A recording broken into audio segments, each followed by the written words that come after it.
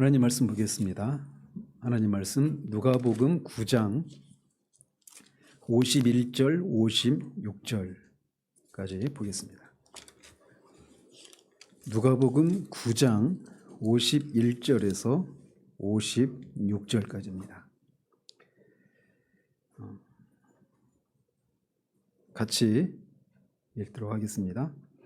예수께서 승천하실 기약이 차감해 예루살렘을 향하여 올라가기로 굳게 결심하시고 사자들을 앞서 보내심에 그들이 가서 예수를 위하여 준비하려고 사마리아인의 한 마을에 들어갔더니 예수께서 예루살렘을 향하여 가시기 때문에 그들이 받아들이지 아니하는지라.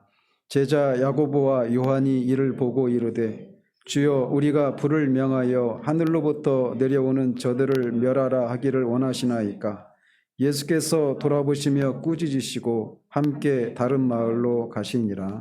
아멘.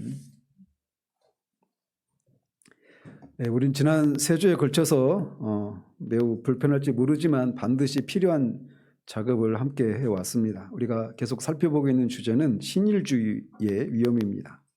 그리고 그런 구체적인 사례를 김단희 목사님의 그런 오해의 그 신학적인 김단희 목사님의 그 글들을 오해의 신학적인 잣대로 비판적으로 검토해 봤습니다.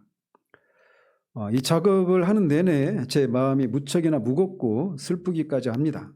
그런데 이제 제가 이런 작업을 하는 것은 그분을 인신공격하거나 이런 차원에서 하는 게 아닙니다. 오히려 주님의 뜻대로 살고자 하는 진지한 신자들이 겪는 어려움들을 생각할 때 이 작업은 반드시 해야 된다라고 하는 생각도 있고, 또 하나 무엇보다 복음의 영광을 생각할 때 이것은 반드시 해야 한다라고 하는 그런 생각 때문에 이것을 진행하고 있는 겁니다. 개인적인 그런 관계를 생각할 때는 어려운 일이지만 그분의 글을 가지고 비교 분석하는 것은 그렇게 어렵지 않은 작업입니다. 지금까지 살펴왔듯이 교리적으로 명백하게 문제가 있다라고 하는 것이 다름이 아닌 존 오웬의 신학과 비교할 때 분명하게 드러나고 있기 때문에 이건 그렇게 그 작업 자체는 어려운 작업은 아닙니다. 그렇지만 오늘 제가 이제 하려고 하는 것은 굉장히 분별하기가 쉽지가 않습니다. 왜냐하면 그런 것처럼 신율주의적인 그런 교리들, 이런 것들은 딱 바로바로 캐치가 되지만 이거는 교리적인 문제가 아니기 때문에 그렇습니다. 그럼 어떻게 그걸 진단할 수 있느냐? 이제 그거를 다루려고 하는 거예요.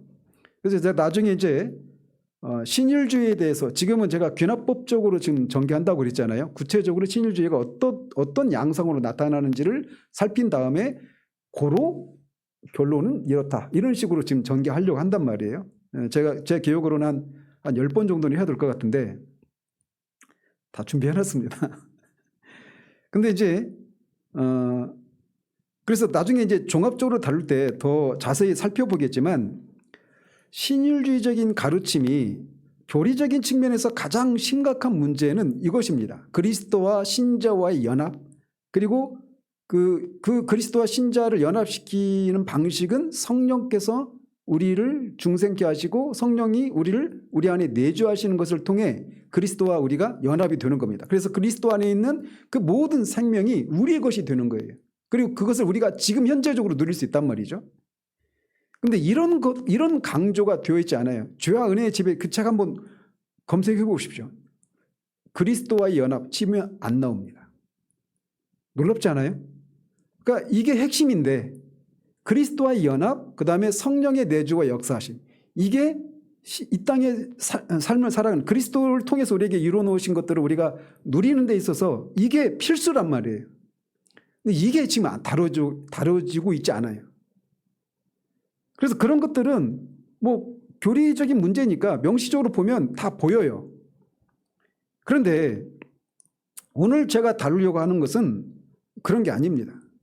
그리고 나중에 이제 종합할 때 말씀드리겠지만, 신율주의적인 가르침에 빠지게 되면 필연적으로 어디로 이어지느냐면 구원의 확신을 잃어버리게 됩니다. 왜냐하면 계속해서 죄책임을 실천하려고 하는데 안 돼. 방법이 잘못됐으니까 될 리가 없죠. 그러다 결국은 영적인 탈진을 하고 말아요. 그리고 내가 이렇게 자꾸 죄죽임을 실패하는데 내가 과연 구원받은 사람인가? 그리고 우리가 계속 살펴봤지만 내가 죄의 지배 아래 있다라고 계속 그런 말을 쓰잖아요. 그러니까 이제 구원의 확신을 잃어버리게 됩니다. 필연적으로 시간의 차이 문제이지 결국은 거기로 가게 돼 있어요. 그리고 탈진을 해버립니다. 그러니까 어떤 시도도 하지 않아요. 나중에 지쳐가지고. 그리고 평생을 자신이 죄지음을 하지 않아서 이렇게 영적으로 메마른 생활을 한다라고 하는 그런 자책을 가지고 살아갑니다. 그 새로운 시도를 낼 엄두를 못 내요. 그렇기 때문에 신일주의에 빠지면 필연적으로 그렇게 되어 있는데, 교리가 잘못되어서 그런 경우라면 교리를 바르게 전하고 복음을 바르게 제시하면 그 위험에서, 그런 상황에서 빠져나올 수 있어요. 그런데 지금 오늘 살피려고 하는 것은 교리적으로 접근하면 문제를 찾기가 쉽지 않아요. 그런데도 나타나는 신앙의 양상은 똑같아요. 신일주의적인 가르침을 전하기 때문에 빠지는 그런 구원의 확신을 잃어버리고 또 영적으로 탈진하고 하는 이런 현상이 결론적으로는 똑같은 현상이 나타난다는 거예요. 그런데 교리적인 문제가 아니라 다른 어떤 이유 때문에 그러는 거라는 거죠. 그걸 찾아내기가 쉽지가 않아요. 아까 오전에도 말씀드렸죠. 예수 믿으면 복 받는다라고 하는 기복주의적인 그런 가르침의 반대로 거룩함을 이루어야 된다. 죄를 죽이는 삶을 살아야 된다. 성화의 열매를 많이 맺어서 하나님께 영광을 돌리는 삶을 살아야 된다. 우리는 행복을 추구하는 것이 아니라 하나님의 영광을 추구하는 것 속에서 행복을 누리게 된다. 맞죠, 다. 근데 그거를 어떻게 이루느냐의 과정에서 신일주의적인 가르침이 들어온단 말이에요. 그러니까 목적이 바르니까 이건 복음이다 이렇게 생각하는 거예요. 그러니까 분별을 못합니다. 근데 그것도 잘 보면 교리적으로 이런 문제가 있구나 이렇게 보일 수 있어요. 근데 오늘 다루려고 하는 건 그게 아니에요. 뭘 하려고 이렇게 약을 많이 파나 생각하시겠는데 그만큼 쉽지 않다는 거예요. 이게 발견하기가.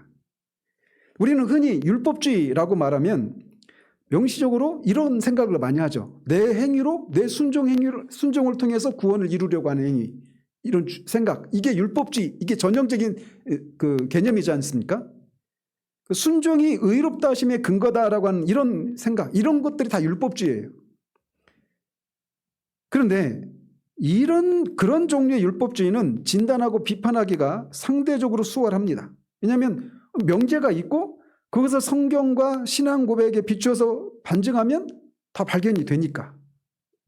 그런데 우리가 작년에 싱클레어 퍼거슨 교수의 온전한 그리스도라는 책을 했죠. 거기에서 그 퍼거슨 교수가 지적했듯이 이것보다 더 교묘하고 더 위험한 율법주의가 있습니다. 가르침은 율법주의적이지 않은데 실상은 율법주의적인. 그래서 교리적인 명제로는 완전히 정통합니다. 그런데 그 교리가 작동하는 방식과 방향에서 율법적인 영이 흐르는 경우가 있단 말이에요. 오늘 제목이 율법적인 영에 따른 신일주의의 위험이잖아요. 그래서 그 책에서 포거슨 교수가 이렇게 말을 해요.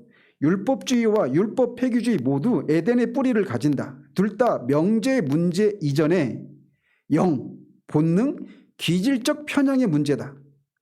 이것은 교리 교정만으로는 고쳐지지 않는다라고 말합니다.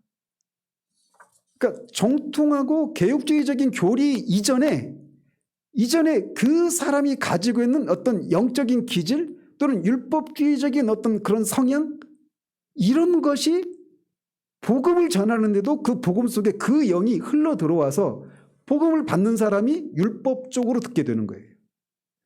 그러니까 보이지 않는 방식으로 작동하기 때문에 발견하기가 쉽지 않아요. 겉으로 보여지는, 명시적으로 보여지는 교리는 손색이 없어요. 정통합니다. 그런데 그걸 전하는 사람의 영의 문제에서 이 율법주의적인 이런 위험이 나타난다는 거예요. 이게 보기가 쉽지가 않죠. 그래서 퍼거슨 교수의 이 날카로운 통찰 중 하나가 율법주의적인 기질이라고 하는 개념을 통해서 율법주의는 단순히 어떤 명시적인 교리적인 입장의 문제가 아니라 훨씬 더 깊은 차원의 영의 문제임을 지적하고 있어요. 이거를 포거슨 교수가 어떤 사례를 가지고 그 책에서 얘기했죠? 무슨 논쟁? 메로 논쟁, 그죠? 오치터라드 신조와 관련된 메로 논쟁, 메로파와 반메로파의 그런 논쟁, 신학적인 논쟁이었잖아요. 이 책에 배경이 없는 분들은 한번 온전한 그리스도라는 그 설교랑 같이 이 짝을 이뤄서 들으면 도움이 됩니다. 근데 메로 논쟁에서 메로파 형제들이나 그 주류였던 스코틀랜드 장로교의 그 주류파 목사님들은 신학적으로 동일한 신학을 견지했던 분들입니다. 그래서 두 양진영 이 분들이 다 웨스트민스터 신앙 고백서를 다 신앙 고백을 하고 있는 분들이에요. 그래서 교리적인 진술만으로는 율법주의를 잡아낼 수가 없었던 겁니다. 그래서 지금 오늘 다루려고 하는 이 율법주의는 공식적인 신학 체계 이전에 이미 그 사람이 가지고 있는 하나님에 대한 이해 방식, 신앙 감각 또는 내면의 경향 속에 자리 잡고 있는 거예요. 오늘은 바로 이 두 번째 종류의 율법주의를 다루려고 하는 겁니다. 그래서 정통 개혁주의 언어를 사용하면서도 공동체 안에 신율주의적인 가르침을 받고 있는 공동체 안에 나타나는 동일한 현상이 나타나고 있는 거예요. 그래서 지난주까지 살핀 것은 교리적인 문제 때문에 발생하는 현상이라면 오늘은 교리적인 문제가 아니라 정통한 교리를 말하는데도 그 교리를 전달하는 설교자의 영의 문제. 이거 굉장히 주관적이죠. 그죠? 근데 나타나는 현상은 똑같은 현상이 나타나는 거예요. 신율주의적인 가르침을 받을 때 어떤 현상이 나타날까요? 끊임없이 죄를 죽여야 된다라고 하는, 죄를 죽여야 되는 거 맞죠? 그죠? 우리가 성화의 열매를 맺어야 되는 거 맞죠? 그리고 그것을 통해서 하나님께 영광을 돌려드려야 된다는 것 맞죠? 다 동의하죠. 그리고 그렇게 하고 싶죠. 거듭난 신자는 다 그런 소망이 있습니다. 근데 이제 문제는 그게 잘못된 방식으로 전달되기 때문에 그런 신율주의적인 가르침을 받고 있는 공동체는 어떤 특징을 보이느냐면 공동체 안에 병적인 자기 성찰이 있습니다. 또 기쁨보다는 진지함이 더 성숙한 분위기로 자리를 하게 되고 하나님 앞에 담대하게 있는 모습 그대로 나아가기보다는 하나님 앞에 내가 그래도 뭔가 옷깃을 여미고 뭔가 삶이 정비가 되고 또 죄를 지은 경우에는 충분히 회개를 한 다음에 나가야 될 것 같은 그런 생각들, 또 구원의 기쁨을 누리는 사람을 향한 냉소적인 시선, 또 기도에 있어서 담대함 대신에 자기 검열이 있는 것들, 또 자기 속내의 이야기를 하기가 쉽지 않은 무거운 분위기를 만들어내는 이런 현상이 똑같이 나타난다는 겁니다. 한쪽에서는 신율주의적인 가르침의 결과이고 한쪽에서는 정통한 교리를 전함에도 불구하고 그거를 전달하는 설교자의 율법적인 영, 이것이 문제가 돼서 결론적으로는 똑같은 현상.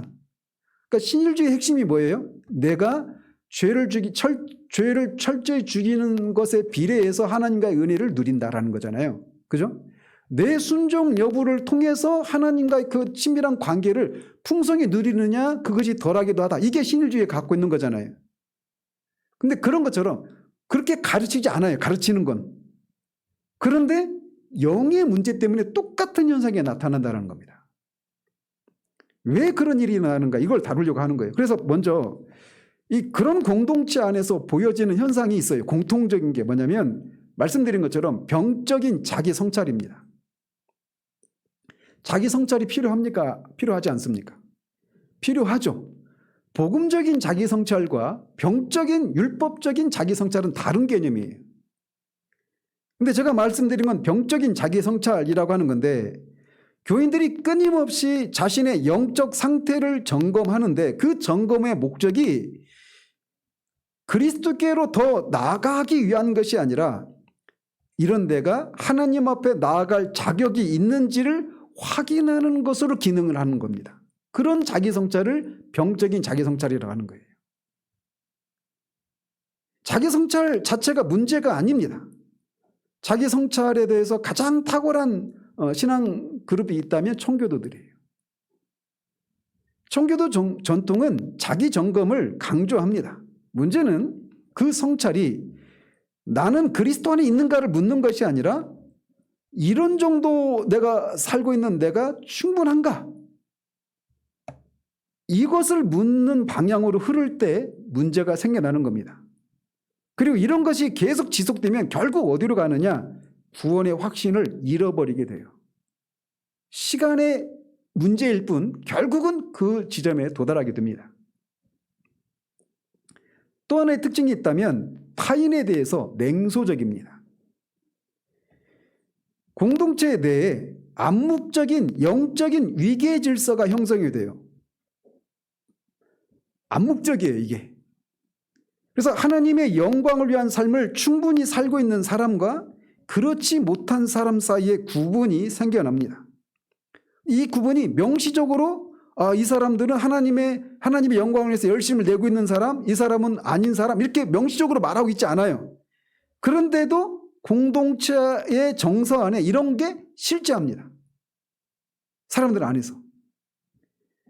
그래서 자신이 그런 기준에 미치지 못한다고 느끼는 사람들은 위축되고 자신이 그런 기준 위에 서 있다고 느끼는 사람은 타인을 향한 냉소를 갖게 됩니다. 그래서 신앙이 없거나 또는 암묵적인 기준에 미치지 못하는 사람들을 향해서 깊은 냉소가 있어요. 이거를 이제 토저 목사님은 종교적인 직업병인 냉소 이렇게 부릅니다. 그러니까 사람들을 볼 때 막 구원의 은혜를 누리고 막 기뻐하고 막 그래요. 그러면 어떤 생각을 갖냐면 네가 당신 안에 있는 죄가 얼마나 강력하고 얼마나 깊은지 알아? 당신 안에 있는 그것을 알기나 하고 지금 그렇게 기뻐하고 감사하고 이렇게 하느냐 이런 생각을 갖는 겁니다. 또는 그걸 보면서 다 나도 한때 그랬어 라고 하면서 그 사람을 있는 그대로 받아들이고 기뻐하고 감사하지 못하고 냉소적으로 보는 거예요.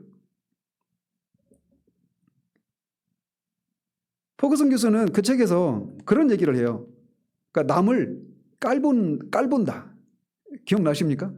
남을 무시하는 듯한 이런 게 있는 거예요.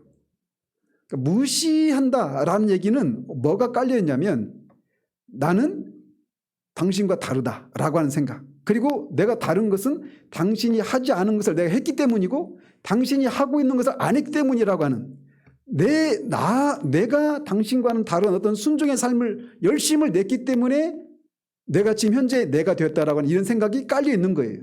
그러니까 내 기준에 거의 미치지 못하는 사람들을 향한 냉소가 무시가 있는 겁니다. 근데 실제로 제가 그 공동체에 있는 한 분이 그 교회를 떠나서 다른 교회로 왔어요. 근데 와서 보니까 이제 그분이 옮겨간 그 교회에서 보니까 막 예배 드리는 태도가 엉망이에요. 그 교회 가서 보니까 막 성가대 가니까 성가대도 엉망이고 막 다 엉망인 거예요. 막 자기가 지금까지 그 안에서 살고 있었던 이 신앙의 형태を보니까 막 다 바리새인 같고 다 가짜고 다 하나님을 향한 열심도 없고 막 진지하지도 않고 그러니까 그분이 가는 곳마다 막 트러블이 생기는 거예요.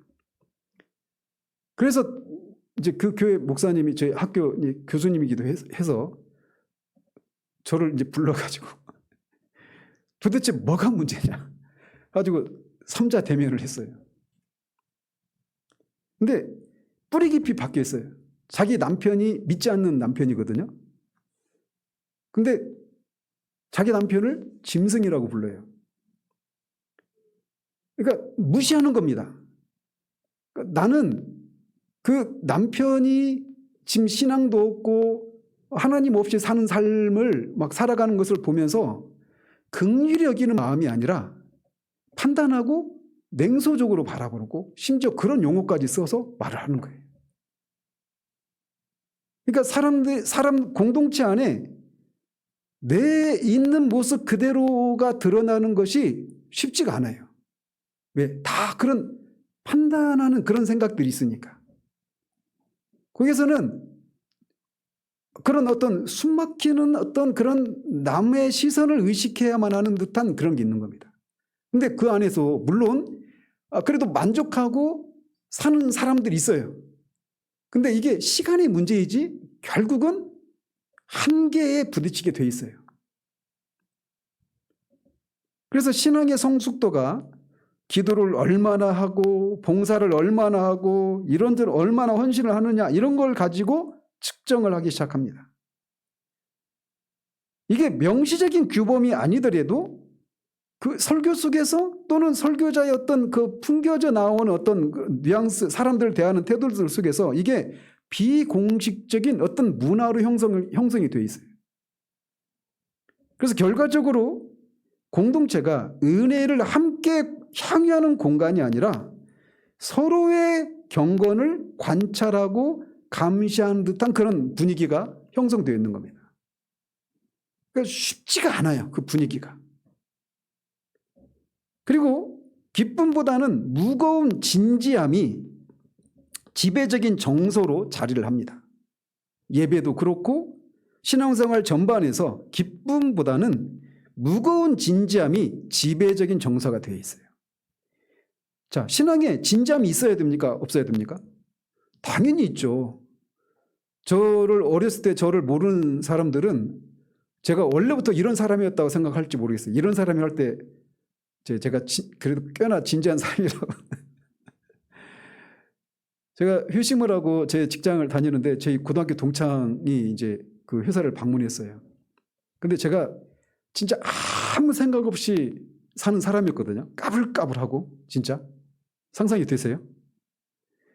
근데 왔는데 뭐 제가 뭐 무게를 잡은 것도 아니고 그런데 그냥 그 친구가 저를 딱 보고 내가 너를 어떻게 대해야 될지 모르겠다 그러더라고. 너무 어려운 거예요, 막 저를 보면서. 근데 왜 그럴 수밖에 없느냐? 하나님을 만났는데 그 하나님, 크신 하나님 앞에, 거룩하신 하나님 앞에 내가 얼마나 작은 존재이고 얼마나 죄인인지를 깨달았는데 아무리 생각이 없고 아무리 까불까불한 사람이라도 그 하나님을 한번 보면 삶에 있어서 진지해질 수밖에 없는 것 아니겠어요? 그래서 신앙에서는 진지한 요소가 분명히 있습니다. 그러나 종교개혁 신학에서 기쁨이 우리 신앙에 있어서 경건한 슬픔과 거룩한 자기 비하라고 하는 이게 신자의 기본 정서가 아니에요. 그런 과정 가운데서 우리 하나님 앞에 우리의 부족함을 발견하는 데서 오는, 거기서 오는 애통함과 슬픔과 진지함의 요소가 있죠, 분명히. 그런데 거기서 끝나지 않아요. 아까 언약적인 기도, 그러나, 그게 기도 가운데 있는 것처럼, 그러나 이런 나를 그리스도 안에서 받으셨다라고 하는 거기서 오는 자유함과 하나님께 받아들여짐에 따른 그런 기쁨이 있기 마련인 거예요. 그게 지배적인 정서예요. 그런데 그런 기쁨이 지속적으로 부재한다면 복음이 선포되고 있어도 그것이 실제로 기쁜 소식으로 뿌리내리고 있지 못하다라고 하는 신호인 겁니다. 근데 그런 정서가 그런 게 그 장려되어지는 그런 분위기. 그래서 거기서 마치 막 구원의 은혜를 막 얘기하고 막 그러면은 조용한 도서관에서 애인하고 막 시끄럽게 통화하는 그 사람을 바라보는 그런 눈총. 어떤 분위기인지 아시겠어요? 우리가 하나님 앞에 어떤 존재인지를 알면 그렇게 할 수 없다라는 것이 깔려 있는 겁니다. 근데 이게 말로 표현되는 게 아니에요. 영 안에서 일어나는 일이죠. 근데 이게 한 사람이 아니라 공동체 전체가 그런 분위기일 때, 그래서 숨이 막히는 겁니다. 또 죄를 지은 후에 하나님께 즉각 나가지 않고 뭔가 정리가 된 다음에 기도하려고 한다거나 특정 영적 상태를 갖추어야만 말씀이 들린다고 느끼거나 예배 전에 준비가 갖춰지지 않으면 예배 나아가기 어렵다고 느끼는 그런 패턴들이 있습니다. 자, 예배에 우리가 마음의 준비를 하는 것 필요합니까? 필요하지 않습니까? 필요하죠. 그죠?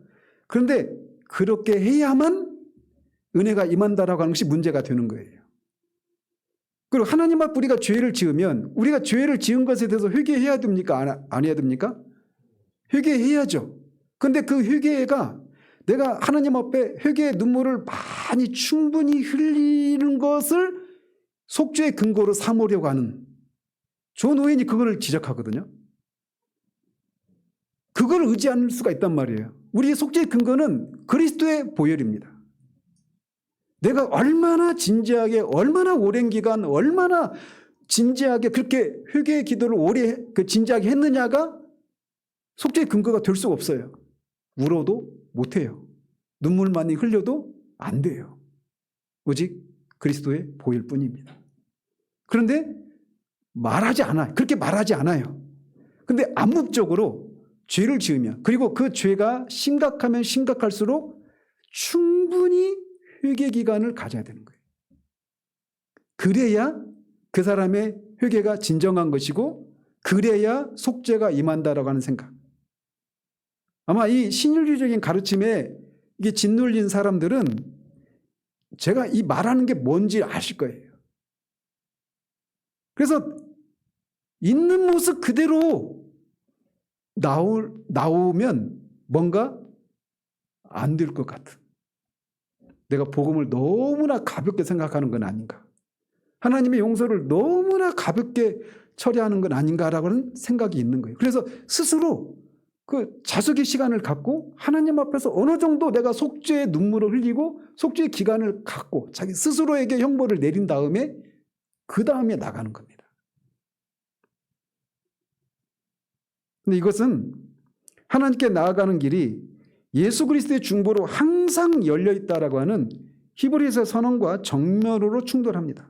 근데 그렇게 가르치냐? 안 가르쳐요. 가르치진 않아요. 그러므로 우리는 긍휼하심을 받고 때를 따라 돕는 은혜를 얻기 위하여 은혜의 보좌 앞에 담대히 나아갈 것이니라 라고 말하고 있는데, 이 말씀을 전한다니까요.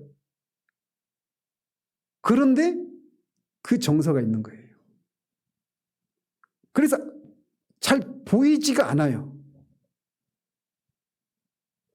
그런데 이거를 그런 것들이야 뭐 그 공동체 문화나 어떤 목사님의 개인적인 기질 문제가 아니냐 이렇게 생각할 수도 있죠. 근데 이게 율법주의라는 용어를 왜 붙이느냐? 그 이유가 있습니다. 왜냐하면 이런 증상들은 매우 특정한 신학적인 구조를 가리키기 때문이에요. 그래서 설교를 듣고 설교가 끝났을 때 청중이 느끼는 것이 무엇인가를 돌아봐야 합니다. 설교를 듣고 그리스도 안에서 내가 이미 받아들여졌구나라고 하는 것을 아는 데서 오는 자유함과 안도감이 지배적인지, 아니면 내가 더 열심히 살아야 되는데, 더 열심히 죄를 죽여야 되는데, 이런 압박감이 지배적인지를 돌아봐야 합니다.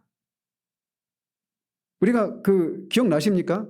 어찌더라도 신조가 총회 안에서 문제가 됐던 게, 예수 그리스도 하나님 앞에 자신이 죄인인 것을 깨닫고 그 죄에서 돌이켜야 된다라고 해서 아는 사람에게 곧장 복음을 전해도 되는가, 아니면 그 사람에게 좀 더 어떤 회개하고 삶의 열매를 확인한 다음에 복음을 전해야 되는가, 이게 문제가 됐던 거 기억나시죠?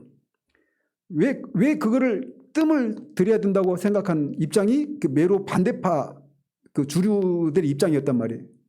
왜 그래요? 그렇게 하면 막 살까봐, 은혜를 헛되이 할까봐. 그래서 그렇게 얘기를 하는 거예요. 그래서 메로파들을 그분들은 뭐라고 불렀어요? 율법 폐기주의자라고 공격을 했죠. 근데 성경은 뭐예요? 복음을, 예수 그리스도를 전하면 되는 거예요.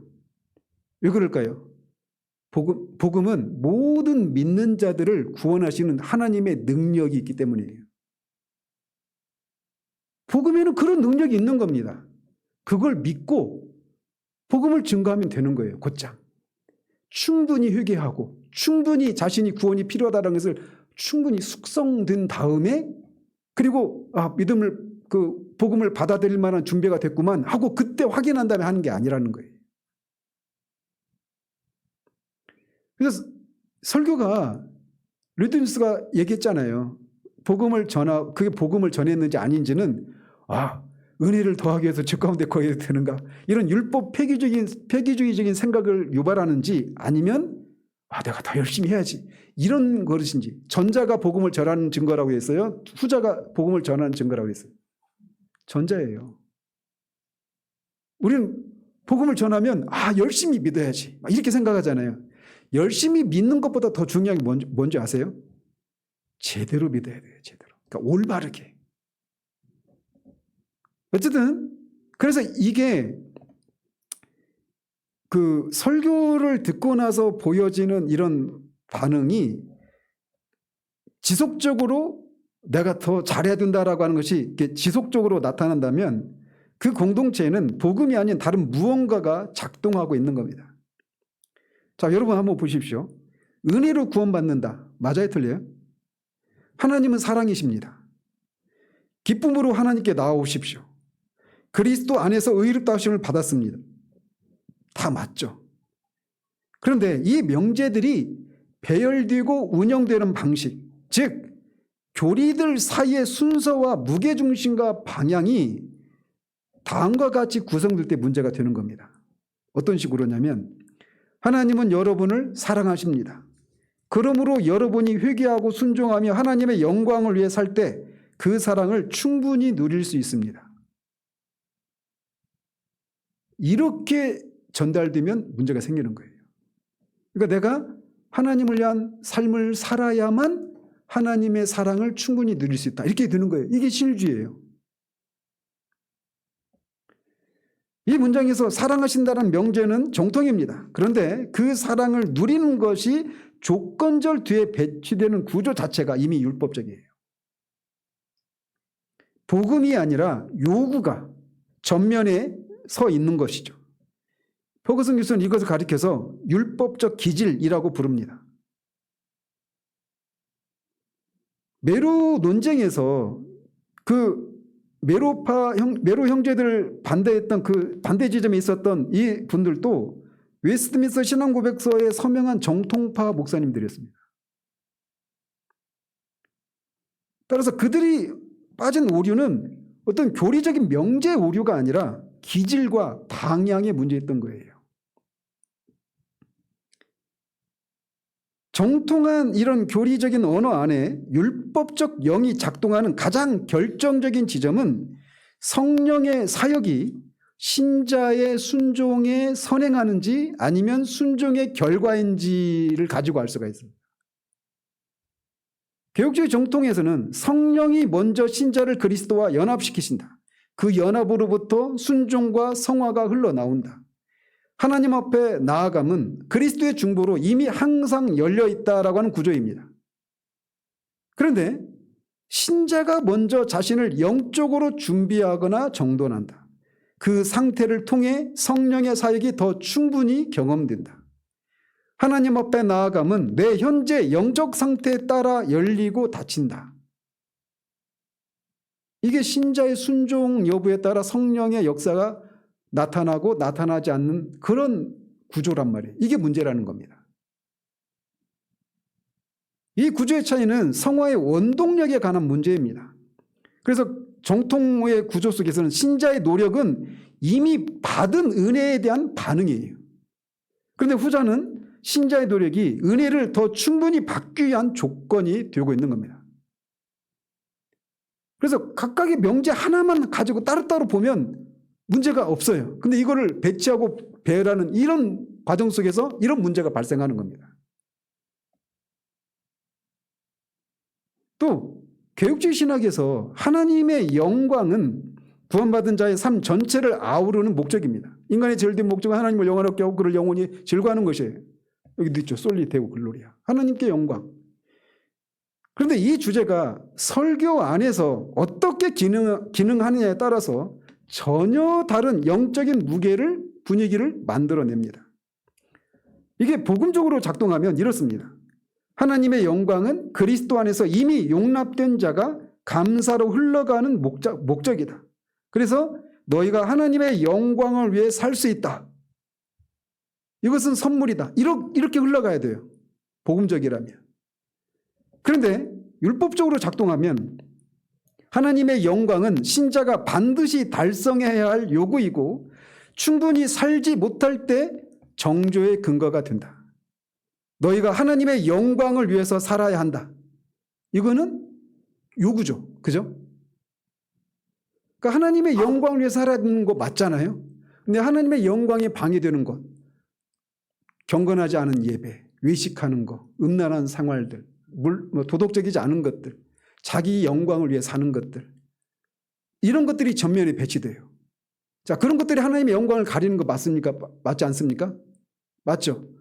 그리고 그런데 하나님의 영광을 위해서 살아야 된단 말이에요. 하나님의 영광을 위해 사는 구체적인 삶의 그 삶이 뭐냐면 하나님께 많은 열매를 맺히는 거예요. 자, 그 자체도 맞아요, 틀려요? 맞잖아요. 다 맞아요. 그러니까 하나하나 떼놓고 보면 문제될 게 없어요. 근데 이게 배치되는 방식에서, 배치되는 과정에서 율법주의가 작동을 한다는 거예요. 그래서 그런 기준들을 가지고 자신의 삶을 돌아보면 어떻게 될까요? 나는 하나님 앞에 이렇게도 하지 말아야 될 것도 하고 있고 해야 될 것은 없고, 이렇게 되면 내 안에 무엇이 있고 없고가 하나님의 영광을 위한 삶을 살기도 하고 살아내기도 하고 살아내지 못하게 되는 방식으로 작동을 하죠. 무슨 차이인지 아시겠어요? 무슨 말인지 아시겠죠? 근데 복음적이라면 우리가 하나님의 영광을 위해 살아야 되죠. 근데 우리가 살 수 없어요. 근데 그런 우리를 그리스도를 통해서 우리를 하나님이 받으셨고 우리가 그리스도와 연합을 이룬 존재에서 그 그리스도 안에 우리가 거하는 삶을 통해서 우리가 영광을 돌리는 삶을 살 수 있습니다. 근데 그리스도 안에 거하는 삶이 뭐예요? 내가 열심히 기도하고 열심히 신앙생활하고 이런 겁니까? 방식이 뭐냐면 그리스도의 영광을 바라보는 거예요. 그리스도의 영광을 바라보고 그분의 영광의 탁월함 앞에 우리가 매료되고 그 영광에 비춰보니까 내가 막 죄를 짓고 세상의 욕심을 부리고 육체의 정욕을 따라 사는 삶이 너무 가치없고 무가치하고 하나님의 마음을 슬프게 해드리는 것이고 이런 것을 알아서 그런 것들을 버리고 자기를 부인하고 그리스도의 생명이 나를 통해 나타나는 삶을 순종하게 되는 방식으로 성화 열매를 맺히게 되는 거예요. 그래서 이 순서를 바꾸는 것이 작은 일이 아니라 이게 참된 복음적인 기독교냐, 기독교의 외피를 쓰고 있지만 결국은 인간으로 하여금 영혼을 진을 다 짜내게 하는 그런 고역의 길로 끌어가는 것이냐가 결정되는 거예요. 또 회개와 관련된 신학적인 유치와 관련해서도 이게 차이가 나타납니다. 회개는 이미 아버지께 받아들여진 자녀가 돌아오는 귀가입니다. 그죠? 돌아와서 자녀가 되는 거예요. 자녀가 돌아오는 거예요. 대표적인 얘기가 탕자의 비유죠. 그죠? 그래서 아버지는 탕자가 돌아오기 전부터 이미 달려 나오고 있었습니다. 그런데 이 회개가 하나님께 다시 받아들여지기 위한 조건으로 기능할 때 그것은 복음적 회개가 아니라 율법적 회개가 됩니다. 우리가 온전한 그리스도 할 때도 그 얘기했죠. 존 콜쿤 얘기하면서 참된 회개는 율법적 회개가 아니라 복음적 회개라고 그랬죠. 하나님께 내가 받아들여진 것을 아는 데서 오는 회개가 복음적인 회개예요. 그게 참된 회개란 말이에요. 내가 하나님께 받아들여지기 위해서 회개하는 것이 아니라 이미 내가 하나님께 이런 내가 어떻게 하나님이 나를 사랑하시고 받아주셨는가를 그 하나님의 사랑과 은혜를 경험하는 데서 회개가 나오는 거예요. 진정한 회개가. 그래서 이 율법적인 회개는 무겁고 불확실하고 충분한 회개인가를 다시 점검하게 만듭니다. 그래서 공동체 안에서 죄를 지은 후에 즉각 하나님께 나아가지 못하고 어떤 심리적인 유예 기간을 두는 패턴이 반복된다면 이것은 회개의 신학적 위기가 이미 어긋나 있다라고 하는 위기 신호인 거예요. 자, 오늘 본문으로 한번 보십시다. 오늘 본문으로. 이 본문의 내용은 다 강해 설교는 주에는 안 하겠습니다. 예수님이 예루살렘을 향해서 올라가시는 길에 사마리아 한 마을을 지나가게 되죠. 근데 그 마을 사람들이 예수님 일행을 영접하지 않았습니다. 그때 야고보와 요한이 주여 우리가 불을 명하여 하늘로부터 내려 저들을 멸하라 하기를 원하시나이까. 이 어디서 본 장면이죠. 이 어디예요? 구약시대 엘리야 때 하늘을 이렇게 불이 내렸던 그 장면을 연상시키는 거죠. 예수님이 어떻게 하십니까? 그들을 꾸짖죠. 그런데 여러분 가지고 있는 성경 중에 어떤 분은 거기에 어떤 사본에 이렇게 있는 글도 있어요. 난해주에. 그죠? 근데 어떤 사본에 보면 너희가 어떤 정신 영입니다. 너희가 어떤 영에 속하였는지 알지 못하는도다. 인자가 온 것은 사람들의 생명을 멸하려 함이 아니요 구원하려 함이라. 오늘 살피려고 하는 게 이 문제입니다. 자, 한번 상황을 한번 보십시다. 자, 야고보와 요한은 형제예요. 근데 이 두 제자의 반응을 인간적으로 읽으면 그 동기는 충분히 이해가 되죠. 왜 이들이 이렇게 했습니까? 그들은 우리의 아들들, 보아내게 우리의 아들들이라는 별명을 얻었죠. 그만큼 열정적인 사람들이었습니다. 그리고 예수님을 깊이 사랑한 제자들이었어요. 사마리아 사람들이 주님을 영접하지 않은 것은 그들이 사랑하는 예수님을 향한 모독이죠. 모욕이에요. 그들 입장에서 보면. 그죠? 그래서 예수님은 사마리아 사람들, 그들의 그 유대인들이 갖고 있는 사마리아 사람들은 지옥의 땔감 같은 그런 존재로 여기고 있단 말이에요. 그런데 그 사마리아 사람, 그런 정도, 그런 주제밖에 안 되는 것들이 예수님을 이렇게 홀대하는 거예요. 참아낼 수가 없는 겁니다.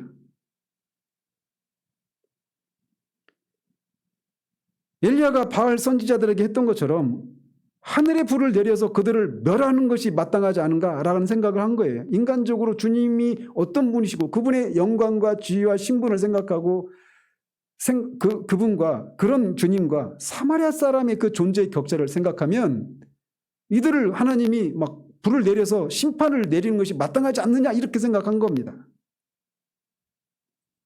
그래서 그들의 분노의 뿌리에는 주님을 향한 진정한 사랑과 경외가 있었어요.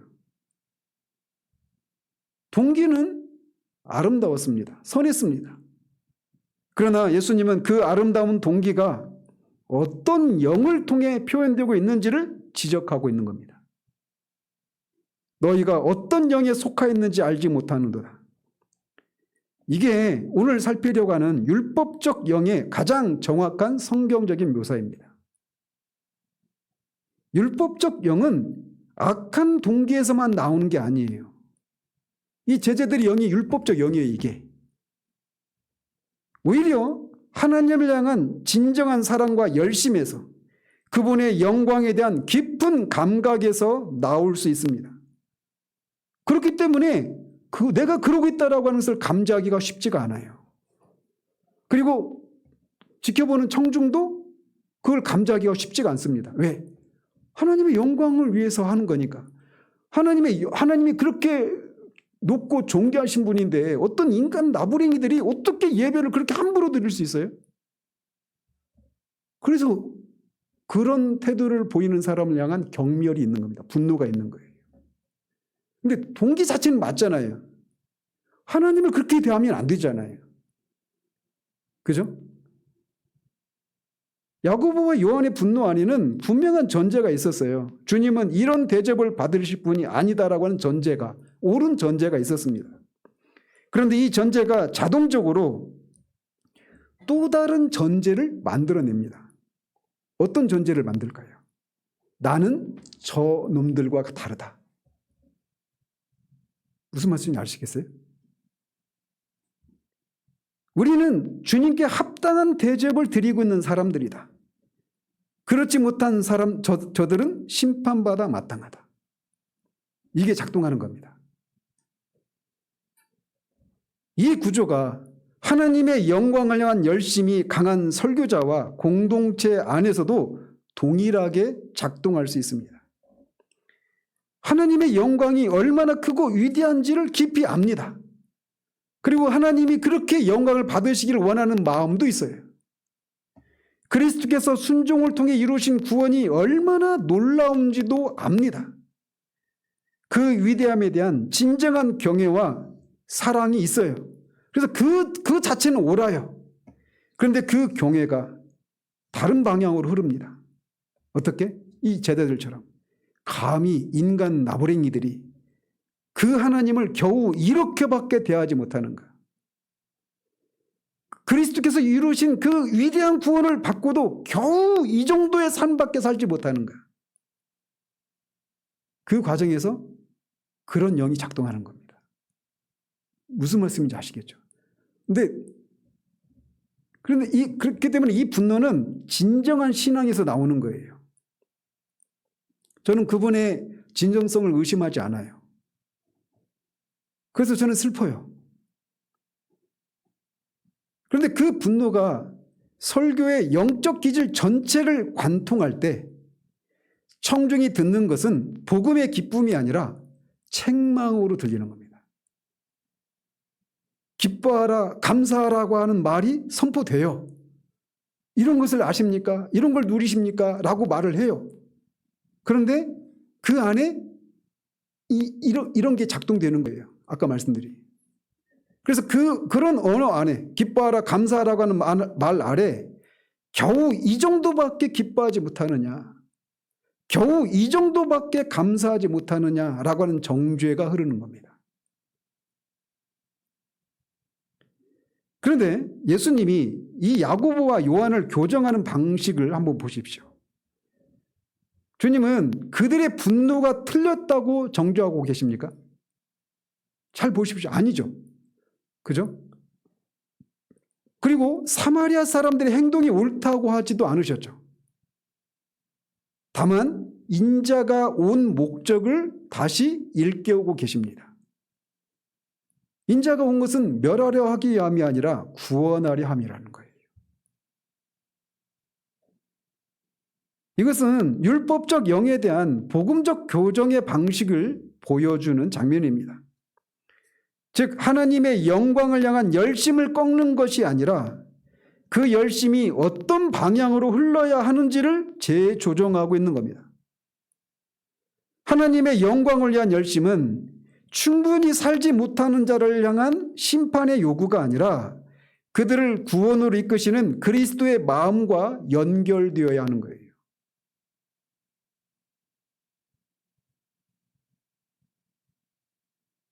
여기서 결정적인 반전이 있습니다.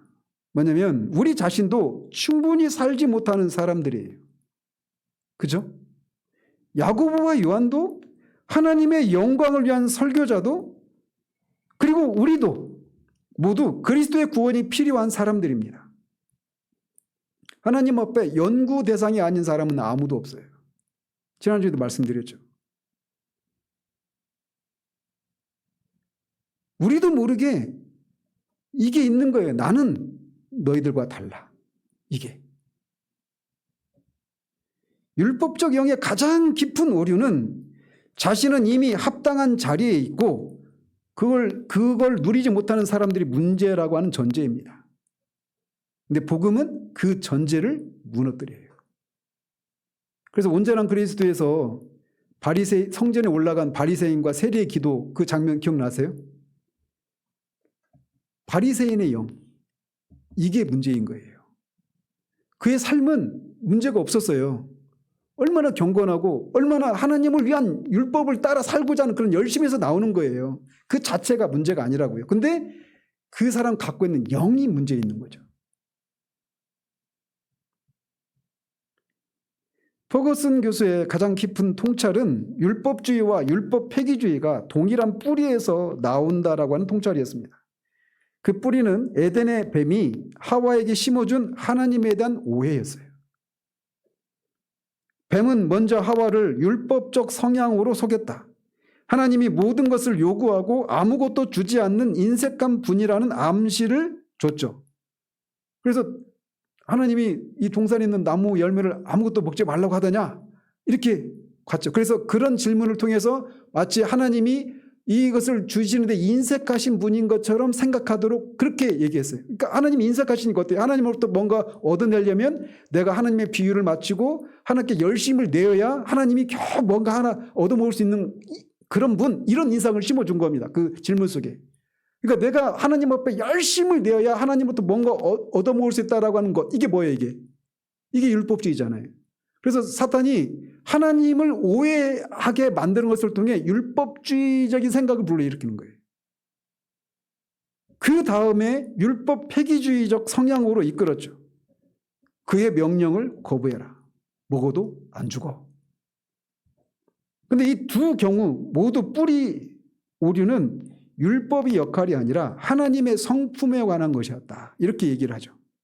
그래서 하나님의 성품에 대한 오해가 율법주의와 율법 폐기주의로 나타나는 거예요. 나타난 양상은 다르지만 뿌리는 하나라는 거죠. 하나님의 성품에 대한 오해. 율법주의는 하나님을 무엇인가를 요구하시는 분으로 우리에게 제시됩니다. 그래서 그분의 사랑과 기쁨과 은혜를 조건부로 인식하는 데서 비롯되는 거예요. 우리가 하나님 앞에 기쁨과 사랑과 은혜를 누리려면 내 쪽에서 무엇인가를 해야 된다라고 하는 생각, 이게 율법주의예요. 근데 이 인식이 교리 명제가 바로 잡혀도 영적 기질로 남아일 수 있다는 겁니다. 그러니까 교리적으로는 율법주의적으로 가르치지 않아요. 그런데 그 바른 교리를 전하면서도 율법주의적인 기질을 가지고 전할 때 이거를 청중은 그렇게 흡수를 하는 거예요. 내가 신앙 안에서 그렇게 하려면 우리 목사님 정도의 열심을 내야지.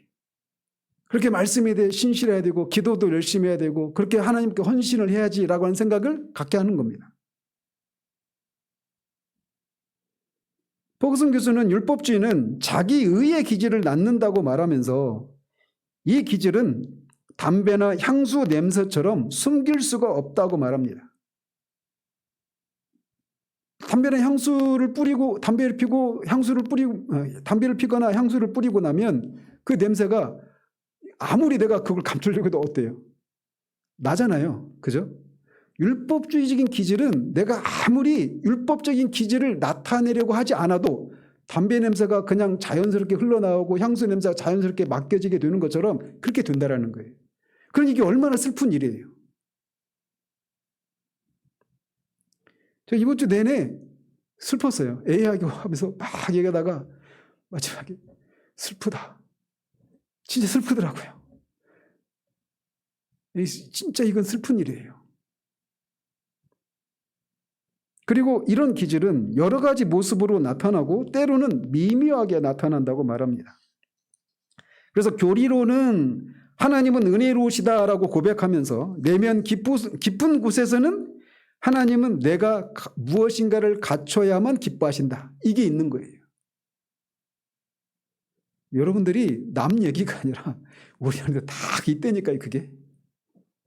그래서 우리가 누군가한테 복음을 전할 때도 저 사람한테 복음을 증거하면 막 위에서 막 기도하고 막 그렇게 막 준비하고 복음을 전했어요. 어떤 어려움을 예상하고 복음을 전했는데 덥석 복음 믿겠다고 하면 어때요, 여러분이? 할렐루야보다도 이 사람이 제대로 지금 복음을 제대로 알고 지금 받아들이는가? 이렇게 딱 경기심이 나오죠. 그러니까 우리 안에는 이게 그냥 그 DNA처럼 이게 우리 안에 있어요. 근데 그 기질이 누군가는 더 많이 드러나는 거예요. 더 와닿죠? 제가 온전한 그리스도 얘기할 때 이게 관찰자 입장에서 보면 안 된다고 그랬잖아요. 다 우리 얘기예요. 그래서 이게 왜 영의 문제인지가 여기서 드러나는 겁니다. 영적 기질은 교리적 진술의 수준에 있지 않아요. 교리적 진술이 율법적이냐 아니냐 여기에 나타나지 않아요. 분명히 정통하고 복음주의적인 설교와 교리를 전하고 있어요. 그런데 영적 기질이 그런 어떤 교리적인 그런 진술, 이런 명제에 달려있지 않아요. 이런 것들이 달려있는 겁니다.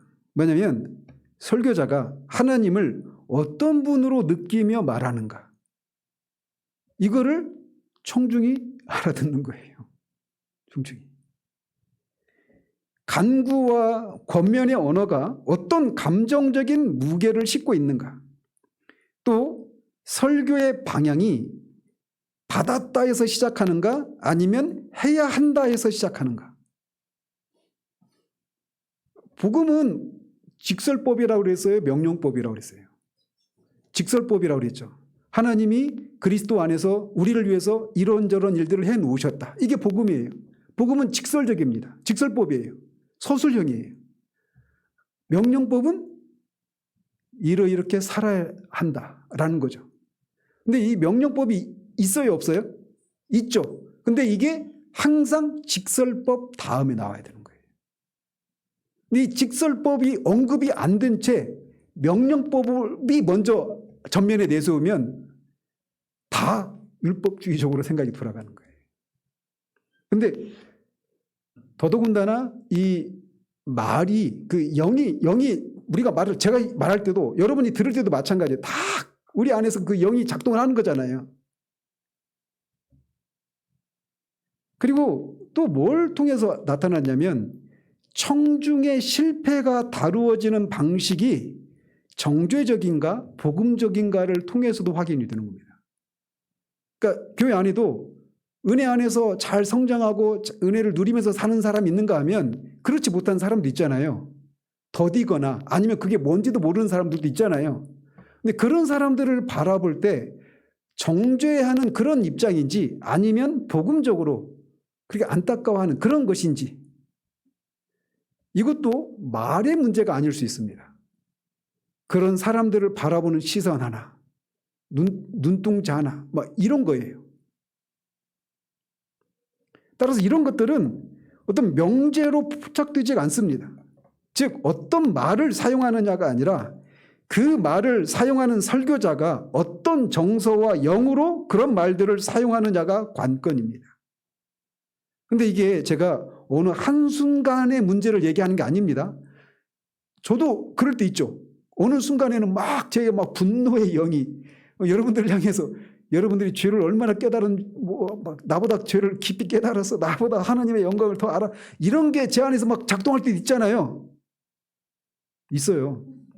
근데 아무튼 그 어떤 한순간을 포착하고 이런 얘기를 하는 게 아닙니다. 지속적인 문제를 다루는 거예요. 그게 어느 순간 있었냐 없었냐 이걸 말하는 게 아니에요. 포르쉐가 말하는 것처럼 스냅 사진으로 찍힌 모습이 아니라 동영상으로 찍힌 모습을 얘기하는 겁니다. 어느 한순간에는 저도 스냅 사진 찍으면 얼굴이 완전히 이상하게 생길 수 있잖아요. 이 순간 찍으면. 그죠? 근데 동영상으로 찍으면 안 그렇잖아요. 그죠? 근데 동영상으로 찍었을 때 모습을 얘기하는 겁니다, 이게. 그래서 목사가 정말 이게 공동체가 그 설교자의 영적 기질을 흡수합니다. 그래서 설교자의 이 영적인 기질, 하나님에 대한 이해, 신앙에 대한 이해, 구원의 영광을 누림에 대한 이런 것들이 설교자의 영향을 받아요. 심지어 기도도 다 똑같이 하고 설교도 똑같이 하고 다 그랬으면 다 닮아가요. 그런 게. 교회 옮겨 다닐 분들 아시겠죠. 그래서 이게 목사나 설교자가 이 병에 걸리면 전염성이 너무나 강력해서 교회 공동체 전체가 다 그렇게 됩니다. 이게 포그슨 교수가 얘기한 거예요. 수십 년에 걸쳐 설교를 들은 공동체가 어떤 하나님 앞에 서 있느냐는 결국 그 설교자가 어떤 하나님 앞에 서 있었느냐를 반영하는 겁니다. 이 문제의 가장 비극적인 지점은 설교자 자신도 모를 수 있다는 거예요. 하나님의 영광을 진지하게 추구하고 개혁주의 신학을 철저히 연구하고 성화를 열정적으로 강조하는 사람이 바로 그 열정으로 인해서 자신의 설교가 만들어내는 율법적인 공기를 감지하지 못할 수 있는 겁니다. 이게 얼마나 슬픈 일이에요. 그리고 청중들은 그거를 감히 목사님의 문제 때문이다 이렇게 생각 못하는 거예요. 감히 내가 틀렸지, 내가 교만해서 이런 생각이 지배를 하니까 생각을 펼쳐나가지를 못하는 겁니다. 영이 눌려서 자유하지 못한 것을 진지함으로만 생각합니다. 퍼거슨 교수는 이것을 의심스러운 증상들이라고 하는 개념으로 다루면서 자기 진단을 위한 가장 중요한 질문을 이렇게 제시를 합니다. 당신은 하나님을 사랑하는가 아니면 하나님을 두려워하는가? 이 두 가지는 어느 정도 공존하지만 어느 것이 지배적인가? 그리고 당신의 설교를 들은 사람들에게는 어느 것이 지배적으로 남는가? 그래서 한번 생각해 보십시오. 하나님이 우리를 구원하신 궁극적인 목적이 뭐예요? 우리가 영원히 하나님과 거하면서 그분을 사랑하고 그분의 삼위 하나님 안에 있는 그 사랑의 교제 안에 우리가 참여하고 하나님을 즐거워하고 기뻐하고 하나님 우리를 위해서 하신 일들의 영광을 찬미하고 노래하고 그렇게 사는 거예요. 근데 그 하나님 앞에 우리가 몸둘 바를 몰라하고 두려워하고 이렇게만 간다면 조심스러워하고 그 하나님 앞에 내가 어떤 모습으로 드러날지 모른다라고 한 것 때문에 경계심을 가지고 늘 긴장하며 산다면, 근데 그게 수십 년도 아니고 영혼 속에서 그렇게 산다고 생각해 보십시오. 천국일까요? 교회의 현실은 영원한 세상을 여기 현재 이 영혼 속, 이 현실 속에서 증거하는 공동체가 교회의 공동체예요. 그래서 우리가 하나님을 향한 이런 추구와 갈망이 있는지, 이런 상황 가운데 있으면은 하나님을 향한 갈망이 생겨날까요? 하나님 앞에 가까이 가면 갈수록 내 안에 있는 죄가 더 발견되는데. 그래서 그러면 무엇이 이런 구조를 바꿀 수 있을까요? 율법적 영에 대한 처방은 율법 폐기주의로의 이동이 아닙니다. 우리는 그렇게 생각하죠. 율법주의의 처방은 율법 폐기주의다. 이런 생각하기 쉬워요. 제가 이 문제도 다룰 거예요. 나중에. 근데 퍼거슨 교수는 이것을 분명히 합니다. 율법주의와 율법 폐기주의는 아까 말씀드린 것처럼 동일한 뿌리의 두 가지 표현이기 때문에 한쪽에서 다른 쪽으로 이동하는 것은 치료가 아니라 동일한 병의 다른 증상일 뿐입니다. 따라서 처방은 더 여유로운 신학이나 더 부드러운 톤의 말투를 사용하는 것이나 이전보다 더 은혜를 강조하는 것으로 되어지지 않습니다. 사람은 영적인 존재입니다. 따라서 이런 현상에 대한 유일한 처방은 그리스도 자신, 더 정확하게는 그리스도와의 연합을 설교자가 실제로 맛보는 겁니다. 그리스도의 연합을 말하는 것이 아니라 그거를 실제로 맛보는 거예요. 내가 그리스도 안에서 내가 연합된 자로서 하나님이 나를 있는 모습 그대로 나를 받으신다라는 거. 그리스도를 사랑하시는 것처럼 나를 사랑하신다라고 하는 거.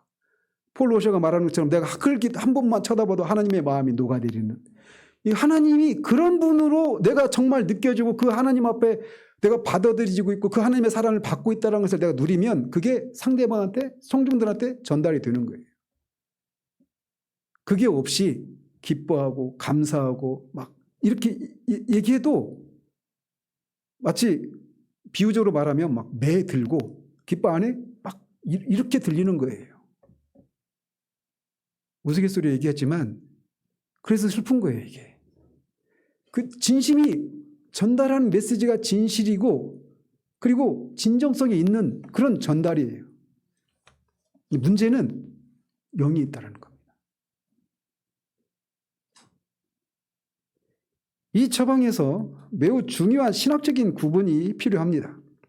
신자가 하나님의 은혜와 사랑의 충만을 경험적으로 누리지 못하는 것과 그리스도와 연합 자체를 잃어버리는 것은 전혀 다른 차원이에요. 그래서 신일주의적인 구조는 이 둘을 혼동하거나 의도적으로 연결함으로써 신자로 하여금 내가 지금 은혜를 충분히 경험하지 못하는 것은 내가 그것을 누리기 위한 조건을 갖추지 못하기 때문이라고 느끼게 만듭니다. 그러나 개혁주의 정통 신학에서 신자의 그리스도와의 연합은 신자의 상태에 의존되지 않습니다. 바빙크가 창세기 1장 28절을 해석을 하면서 그게 뭐냐면 그게 소위 문화명령이 문화명령. 아담에게 땅을 경작하고 생육하고 충만하고 땅을 정복하라. 그리고 땅을 경작하고 정복하라고 얘기하시잖아요. 이게 문화명령이란 말이에요. 이 문화명령을 설명하면서 이렇게 말을 해요. 하나님이 아담에게 하나님이 땅 속에 숨겨놓으신 보화를 발견하도록 했다. 자, 이게 무슨 차이냐면 아담이 땅을 경작하는 일을 하지 않으면 하나님이 이미 땅 속에 숨겨놓은 보화를 캐내고 그것을 숨겨놓으신 하나님을 즐거워하고 찬양하는 일을 못하게 되는 거죠. 그죠? 따라서 그런 것처럼 신자의 과제는, 신자에게 주어진 과제는 연합을 획득하는 것이 아니라 이미 주어진 연합 안에 있는 것을 발굴해서 누리는 거예요. 잘 안 다가와요. 아시겠죠? 그래서 이 구분이 설교에서 실제로 작동할 때 아까 말씀드린 것처럼 신유주의적인 공동체에서 있는 그 병적인 자기성찰은 나는 그리스도 안에 있는가에서 나는 이미 그리스도 안에 있는데 그 풍성함을 왜 누리지 못하는가로 방향이 바뀝니다. 이것은 건강한 자기성찰이에요. 그러니까 신유주의 이런 공동체 안에서는 내가 정말 구원받은 사람인가 이런 고민이 막 대다수예요. 그런데 바른 자기성찰은 내가 이미 그리스도와 연합 가운데 있는데 내 안에 있는 무엇이 나로 하여금 그 이미 주어진 것을 누리지 못하도록 하는가 이런 질문으로 간다고요. 율법적 영의 가장 실천적인 해독제는 히브리서 4장의 신학을 실제로 믿고 가르치는 겁니다. 즉 우리가 은혜의 보좌 앞에 담대히 나아갈지라고 하잖아요. 그런데 그렇게 은혜의 보좌 앞에 담대히 나아갈 수 있는 근거는 우리의 영적인 상태가 아니라 우리의 연약함을 체휼하시는 대제사장입니다. 그래서 설교에서 기도는 이렇게 가르쳐져야 돼요. 기도는 영적 자격을 갖춘 자가 하는 것이 아니라 그리스도 안에서 이미 자녀가 된 자가 아버지께 나아가는 것이다. 죄 이후의 기도도 충분히 회개한 다음이 아니라 즉각적이어야 합니다. 우리의 회개가 완벽해야 하나님이 들으시는 것이 아닙니다. 유일한 근거는 그리스도의 보혈이에요. 기도의 담대함은 믿음의 성숙에 비례하는 것이 아니라 그리스도의 중보의 완전함에서 나온다. 기도의 응답은 하나님이 우리를 기뻐하셔서가 아니라 그분이 그리스도를 기뻐하시기 때문이다. 그리스도 안에서 우리를 기뻐하시기 때문이라는 거예요. 그래서 기도 가운데 하나님 앞에 무엇인가 내가 기도하려면 그래도 하는 온매무술을 새롭게 하고 하나님 앞에 뭔가 자격을 갖추어야 나갈 수 있다고 생각하는 거. 특히 우리가 죄를 지으면 양심의 송사가 있잖아요. 그럴 때 기도하는 거 쉬워요? 쉽지 않아요? 쉽지 않죠. 그래서 우리는 어때요? 양심의 송사를 따라서 내가 무슨 낯으로 하나님 앞에 이런 내가 나갈 수 있어 이렇게 하면서 안 하죠. 안 나가죠. 근데 그 양심의 화살을 막고 나가야 돼요. 왜? 우리가 나갈 수 있는 것은 그리스도의 완전한 중보 때문이기 때문에. 거기서 그럴 때 나갈 때 거기 계신 그리스도를 만나는 거예요. 그때 은혜가 우리를 움직입니다. 그리고 그때 거기서 회개가 터져 나오는 거예요. 진짜 회개는 거기서 터져 나오는 거예요. 율법적 구조를 근본적으로 해체하는 것은 성화의 출발점에 관한 바른 이해입니다. 성화는 하나님 앞에 자격을 획득하는 과정이 아닙니다. 이미 하나님 앞에 완전히 서 있는 자가 그 신분의 현실로 살아가는 과정이에요. 웨스트민스터 대유리 문답은 신자의 칭의와 성화를 구분하면서도 분리하지 않습니다. 칭의는 성화의 동기를 창조합니다. 두려움이 아니라 감사로, 자격 획득이 아니라 자녀로서의 닮아감으로 성화가 진행되는 겁니다. 그래서 포커스 교수는 다시 한번 이렇게 말을 해요. 율법주의에 대한 유일한 진정한 치료책은 예수 그리스도 자신과의 연합을 이해하고 실제로 맛보는 것이다. 이것이 율법 폐기주의에도 동일하게 처방되는 약이다. 그리스도와 연합을 실제로 맛보는 겁니다. 여기서 그리스도 연합을 실제로 맛보는 것을 막 아까 점심 때 말한 것처럼 막 하늘에서 막 불이 내리고 뭔가 마음이 뜨거워지고 막 신비한 체험 이런 것을 통해서도 하실 수 있습니다. 그런데 본질은 정말 말씀에서 말하고 있는 것을 실제로 내가 경험하고 맛보는 거예요. 이런 방식으로도 전해지는 겁니다. 말씀을 들을 때 여러분이 여러분의 모습을 보고 불안해하고 하나님 앞에 나아갈 담대함을 잃어버리고 있는데 우리가 하나님 앞에 나아갈 수 있는 유일한 근거는 그리스도입니다. 하나님은 언제나 우리를 그리스도를 통해서 보십니다. 그리스도 안에서 우리가 그렇게 실패하고 넘어지고 내가 보기에도 한심한 나를 하나님은 한 번도 나를 사랑한 것을 후회하신 적이 없습니다. 그리스도를 사랑하시는 것처럼 우리를 사랑하십니다. 이런 말씀이 아멘으로 들릴 때 거기에서 그리스도 연합이 실제로 맛보고 경험되어지는 거예요.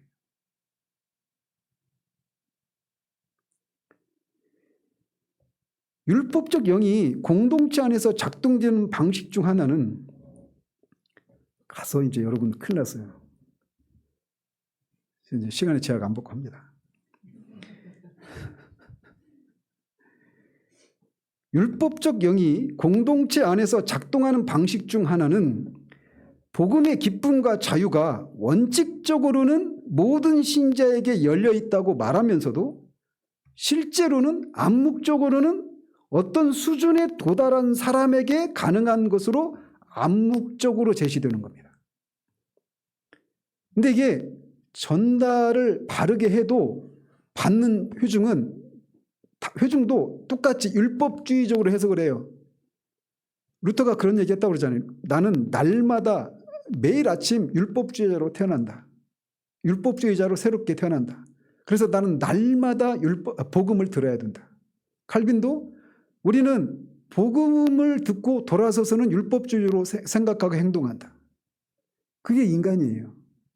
하나님 앞에 내가 받아들여지기 위해서는 내 쪽에서 무엇인가를 해야 한다라고 하는 생각으로 돌아간다니까요. 그냥 복음을 얘기해도 듣는 사람이 그렇게 율법적으로 해석해서 듣는다고요.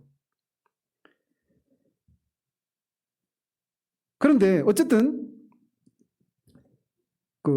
원칙적으로는 복음의 기쁨과 자유가 모두에게 열려있다 이렇게 말하면서도 암묵적으로 그런데 실제로는 그 영적 수준에 도달하기 위해서는 어떤 어떤 영적 수준에 이르러야 그런 복음의 자유와 기쁨을 누릴 수 있다. 이렇게 암묵적으로 제시되는 거예요.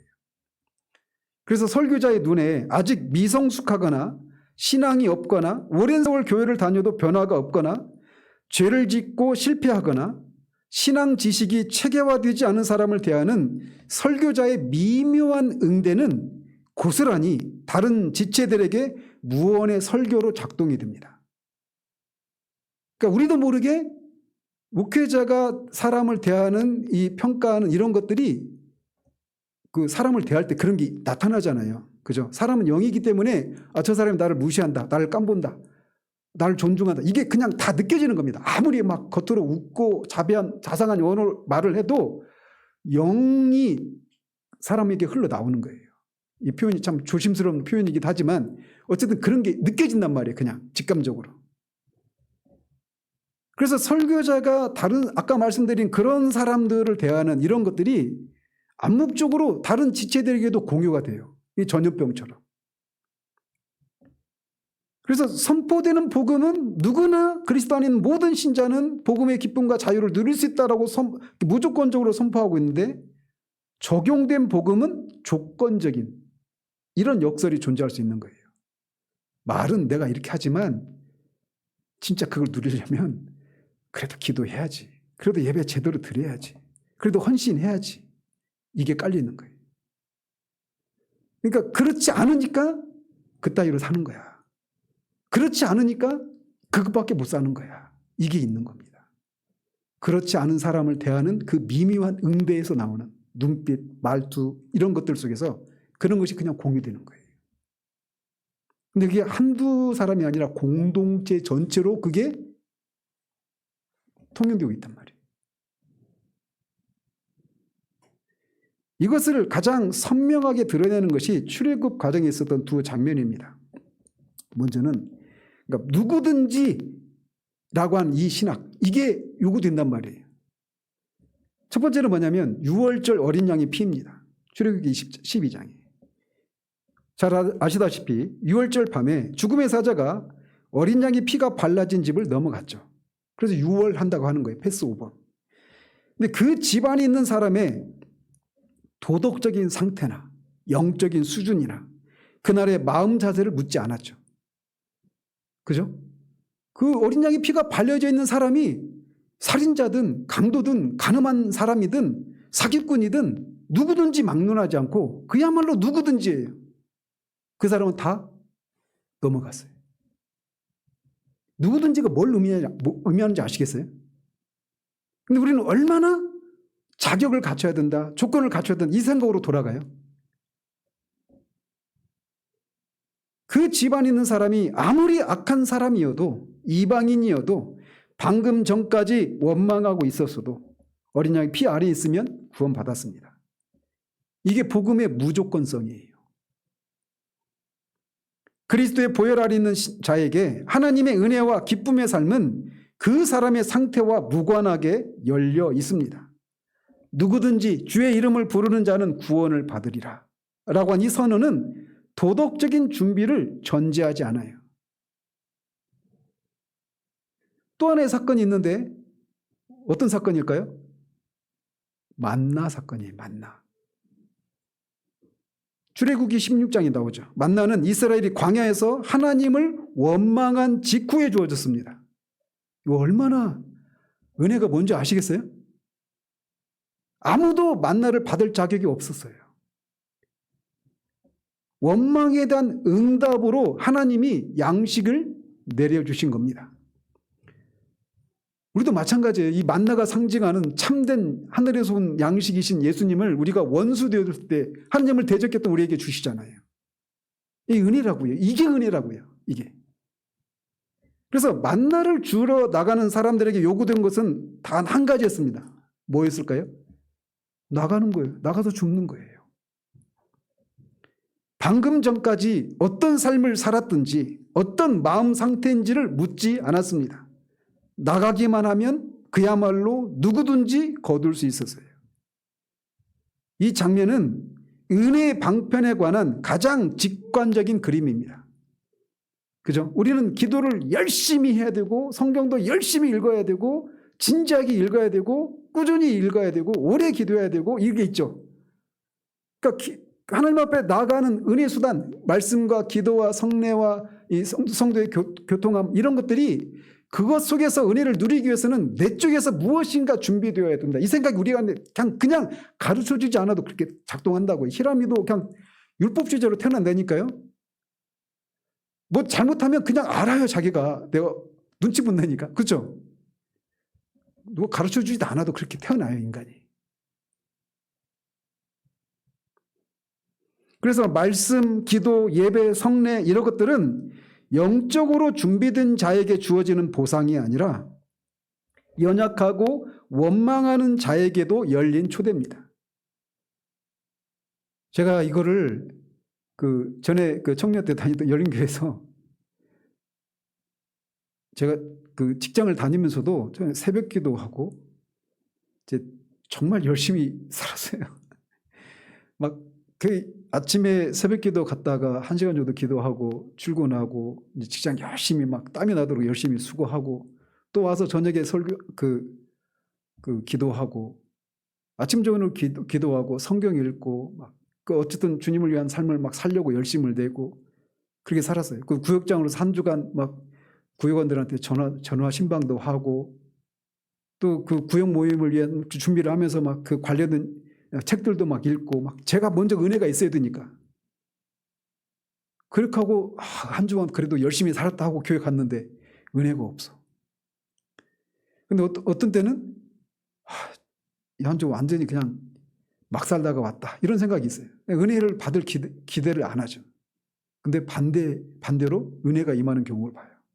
그걸 또 하나님 보게 하신 게 뭐냐면 깨닫게 하신 게 뭐냐면 네가 내 앞에 나오는 것은 네가 한 주간 동안 얼마나 하나님 앞에 깨어있는 삶을 살고 나를 위한 삶을 살았느냐가 아니라 오직 내 아들 그리스도의 보혈 때문이다. 그 그리스도의 보혈의 공로로 네가 나 앞에 나올 수 있는 유일한 근거가 그거다. 그러면서 내 삶이 어떻고 저떻고를 돌아보지 않고 그리스도를 의지해서 나가게 되는 거예요. 기도도 마찬가지예요. 기도도. 아까 제가 그 기도 빠뜨렸는데 예수님의 이름으로 기도합니다 하잖아요. 그 예수님의 이름으로 기도합니다가 언약에 근거한 기도의 대표적인 문구예요. 우리가 하나님 앞에 기도할 수 있는 것은 그리스도의 이름 때문에 기도하는, 그리스도의 이름을 의지해서 기도하는 거예요. 그리스도의 그 새 언약, 그리스도의 보혈로 맺은 그 새 언약의 근거에서 기도하는 거예요. 제가 그 말씀드렸잖아요. 저는 그 기도 앞에 있는 그 내용을 기도할 때보다 더 많은 힘을 실어서 하나님 앞에 기도하는 장면이 거기라고. 이 모든 말씀을 예수님의 이름으로 기도합니다. 기도를 응답받기 위한 마술적인 주술적인 용어로 쓰는 게 아니라 하나님 앞에 기도할 수 있는 유일한 근거는 그리스도 이름이에요. 기도는 거기에 힘이 실려야 되는 거예요. 그래서 나가기만 하라고 하는 것은 그게 복음의 초대이지 갖춰지면 나오라가 아닙니다. 제가 성찬할 때도 그렇죠. 성찬 앞에서 자신의 죄로 갈등하는 사람은 이미 자신을 돌아본 사람입니다. 성찬할 때 그 마음이 막 그렇게 하잖아요. 우리는 한 달에 한 번씩 하니까 자주 하는 편이죠. 근데 성찬할 때 여러분 그런 마음 있잖아요. 그냥 여러분 중에 그냥 무심코 그냥 막 아무런 마음에 돌아보기 없이 그렇게 참여하는 분 안 계시죠. 대부분 진지하게 성찬에 참여한단 말이에요. 근데 어떤 한 주는 이번 주에 성찬이 있었다는 얘기 들었는데 와보니까 성찬이네? 이렇게 와서 성찬에 참여하는 경우도 있어요. 바쁘게 살다 보면. 그리고 그렇게 왔는데 한 주간 돌아보니까 막 부끄러워. 내 자신. 그때 어때요 마음에? 네가 이러고 성찬에 참여할 수 있겠냐? 이런 마음이 먼저 들죠. 그러잖아요. 성찬은 예수님은 바로 그런 사람을 위해서 죽으셨더라고요. 그래서 그 믿음으로 참여하는 거예요. 그 빵을 떼는 그 하나의 손 이 내밈이 엄청난 그 믿음이 실려 있는 거예요. 오히려 더 참여해야 되는 겁니다. 이런 사람에게 오히려 성찬에 참여하도록 해야지 자기 검열을 통해 스스로 자신을 차단하는 영적인 공기가 이런 영적인 분위기를 만들어내는 겁니다. 설교에서 이 누구든지가 지속적으로 강조되지 않을 때 공동체는 암묵적으로 자격 조건을 내면화하게 됩니다. 높은 영적 기준이 전면에 서고 그 기준에 미치지 못하는 자신을 발견할 때 은혜의 방편에 나아가는 것이 오히려 더 어려워집니다. 이게 복음의 역설적인 반전이에요. 1518년에 하이델베르크에서 논쟁이 있었는데 루터는 영광신학과 십자가신학을 대비시켰습니다. 그리고 이 두 가지 구분은 종교개혁의 핵심 신학적 통찰 중에 하나입니다. 루터는 하이델베르크 논쟁 제21조에서 이렇게 말을 했어요. 영광의 신학자는 악을 선이라 하고 선을 악이라 한다. 십자가의 신학자는 사물을 있는 그대로 말한다. 영광신학의 본질적인 문제는 하나님을 보이는 성취, 능력, 도덕적 탁월함 속에서 찾는 것이에요. 방점이 어디 있는지 아시겠어요? 영광신학의 본질적인 문제가 뭐냐면 하나님을 보이는 성취, 능력, 도덕적 탁월함 속에서 찾는 겁니다. 그러니까 우리나라에도 그런 게 있었죠. 영적 고지론 혹시 들어보셨어요? 하나님께 영광을 높은 고지에 올라가서 이렇게 올라가야 멀리 볼 수 있잖아요. 그래서 그런 것처럼 그리스도인들이 그 영적 고지를 점령을 해서 아주 높은 지위나 영광 그 높은 지위에 올라가서 사람들한테 세상에 많은 영향을 끼칠 수 있는 그런 사람이 되어야 된다. 그런 영적인 고지를 점령해야 된다. 이게 영적 고지론. 그게 대표적으로 영광신학입니다. 그러니까 하나님께 영광을 돌리기 위해서는 내가 좋은 대학 가야 되고 좋은 직장을 얻어야 되고 좋은 직업을 가져야 되는 거예요. 뿐만 아니라 도덕적인 탁월함 속에서 그 하나님의 영광이 드러난다. 이렇게 얘기를 하는 거예요. 그래서 하나님의 영광은 강하고 성공적이고 흠 없는 곳에 있다고 전제를 합니다. 반면 십자가 신학은 하나님이 가장 낮은 곳, 실패와 연약함과 고난과 술 취와 실패에서 자신을 계시하신다는 역설을 붙듭니다. 그래서 실패는 하나님의 은혜를 경험하는 기제로 작용해야 합니다. 밧세바와의 불륜에서 나온 솔로몬이 하나님으로부터 여디디아라고 하는 별칭을 받죠. 하나님께 사랑을 입은 자. 저는 그 장면을 보면 하나님 은혜가 무엇인가를 보게 돼요. 20년을 같이 살잖아요. 다윗이 솔로몬과. 그죠? 그 50살 차이 나요. 솔로몬하고 다윗하고. 그래서 솔로몬은 밧세바사의 불륜에서 나온 아들이에요. 그죠? 근데 그 아들을 하나님의 사랑을 받은 자라고 하는 이름을 지어주셔요. 그리고 그 솔로몬을 다윗을 이을 왕으로 세웁니다. 다윗은 솔로몬을 볼 때마다 내가 지었던 그 죄가 떠오르지 않겠어요? 그럼 죄를 지었으면 심판을 받아야죠. 근데 이 솔로몬을 왕으로 세우시는 거예요. 이게 은혜예요, 이게. 그래서 잘못될 것에 대한 염려가 복음에 스스로 안전장치를 채우는 것이 늘 이 자기 점검을 하도록 이끄는데 이게 바로 율법주의적인 영에 사로잡힌 공동체에서 나타나는 현상이에요. 하나님의 영광이 주제가 될 때, 그 하나의 어떤 공동체의 주제가 될 때 위험이 있습니다. 하나님의 영광은 성경 전체를 관통하는 핵심 주제인 건 맞습니다. 그래서 이것을 강조하는 것 자체는 옳습니다. 그리고 강조해야 합니다. 그러나 이 주제가 설교와 공동체의 중심이 될 때 십자가의 역설이 충분히 작동하지 않으면 영광신학의 율법적 적용이 일어나는 거예요. 이 구조는 이렇습니다. 하나님의 영광은 탁월하고 거룩하고 흠 없는 삶을 통해 드러난다. 그리고 그런 삶을 사는 것이 신자의 본분이다. 맞아요? 틀려요? 그렇지 못한 삶은 하나님의 영광을 가리는 것이다. 맞아요? 틀려요? 뭐라고 대답할지 모르겠죠. 그 자체로는 맞아요. 문제가 되지 않아요. 그러니까 나중에 요한복음 15장 강의할 때도 살피겠지만 우리가 많은 열매를 맺으면 하나님께 영광을 돌리는 거 맞아요. 그런데 이게 이제 어떤 식으로 작동하느냐면 그 결과 연약하고 실패하고 흔들리는 신자는 하나님의 영광에 장애가 된다는 암묵적인 결론에 이르느냐.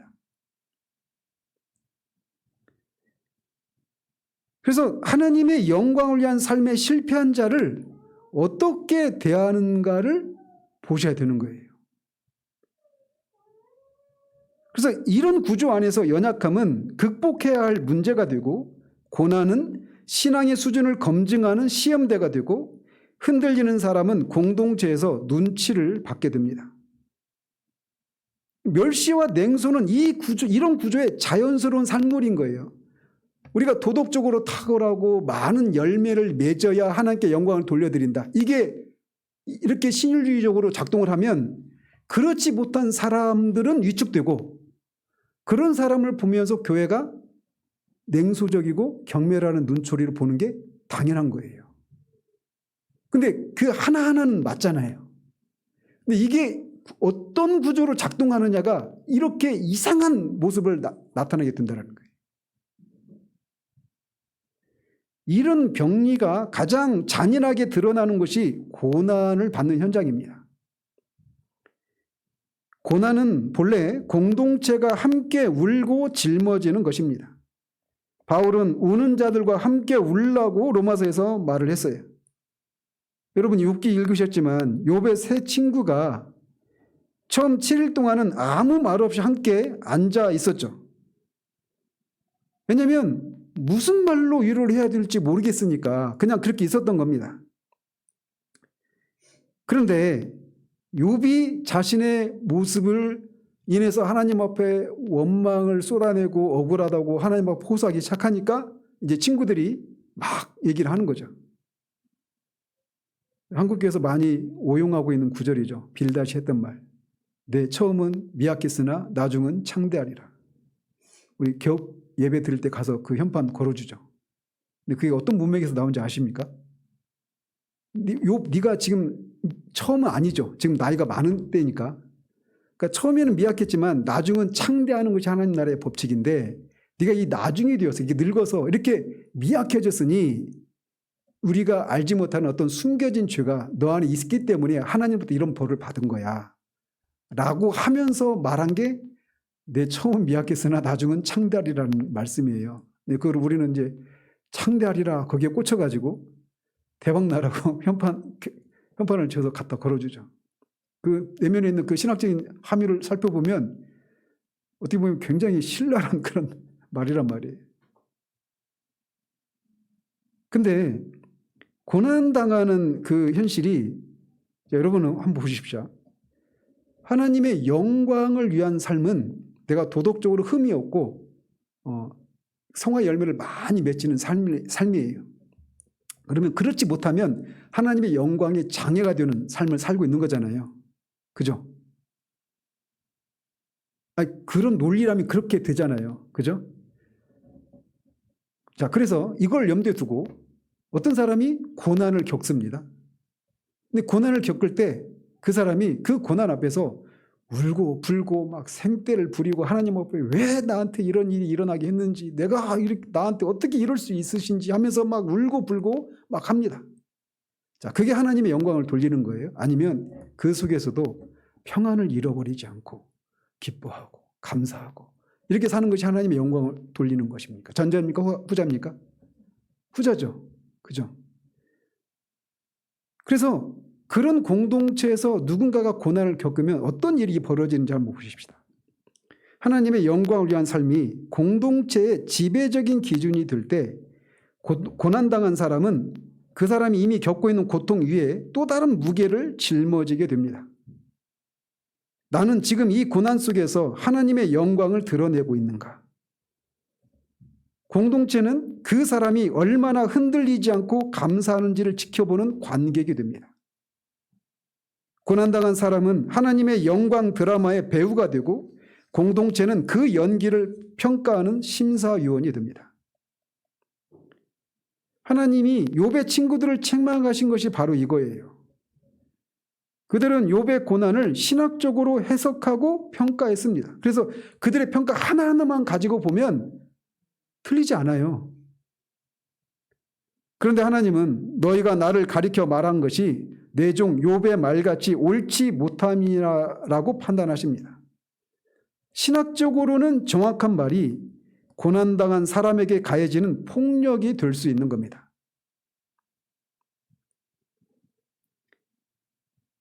그래서 십자가 신학이, 그러니까 영광의 신학이, 하나님의 영광을 위한 삶이 이렇게 영광의 신학으로 변질이 되면 도덕적으로 흠이 있는 삶을 살고 있거나 또는 고난 가운데서 흔들리고 평안을 감사를 누리지 못하고 기쁨을 누리지 못한 삶을 살면 다 이제 그거는 영광을 가리는 행위가 되는 거예요.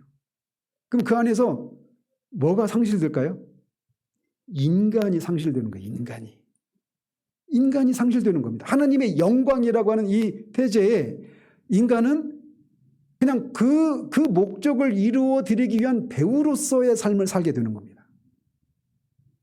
고통받는 인간이 사라지는 거예요. 얼마나 무서운 공동체입니까?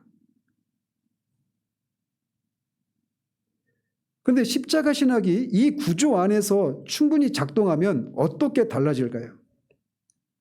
연약함은 하나님의 영광의 장애가 아니라 하나님의 능력이 온전히 드러나는 자리가 됩니다. 그러니까 도덕적으로 성공하고 강하고 도덕적으로 탁월해야 고난 가운데서도 기뻐해야 하나님께 영광을 돌려드린다라고 한 이 명제가 그게 바로 영광의 신학이에요. 그게.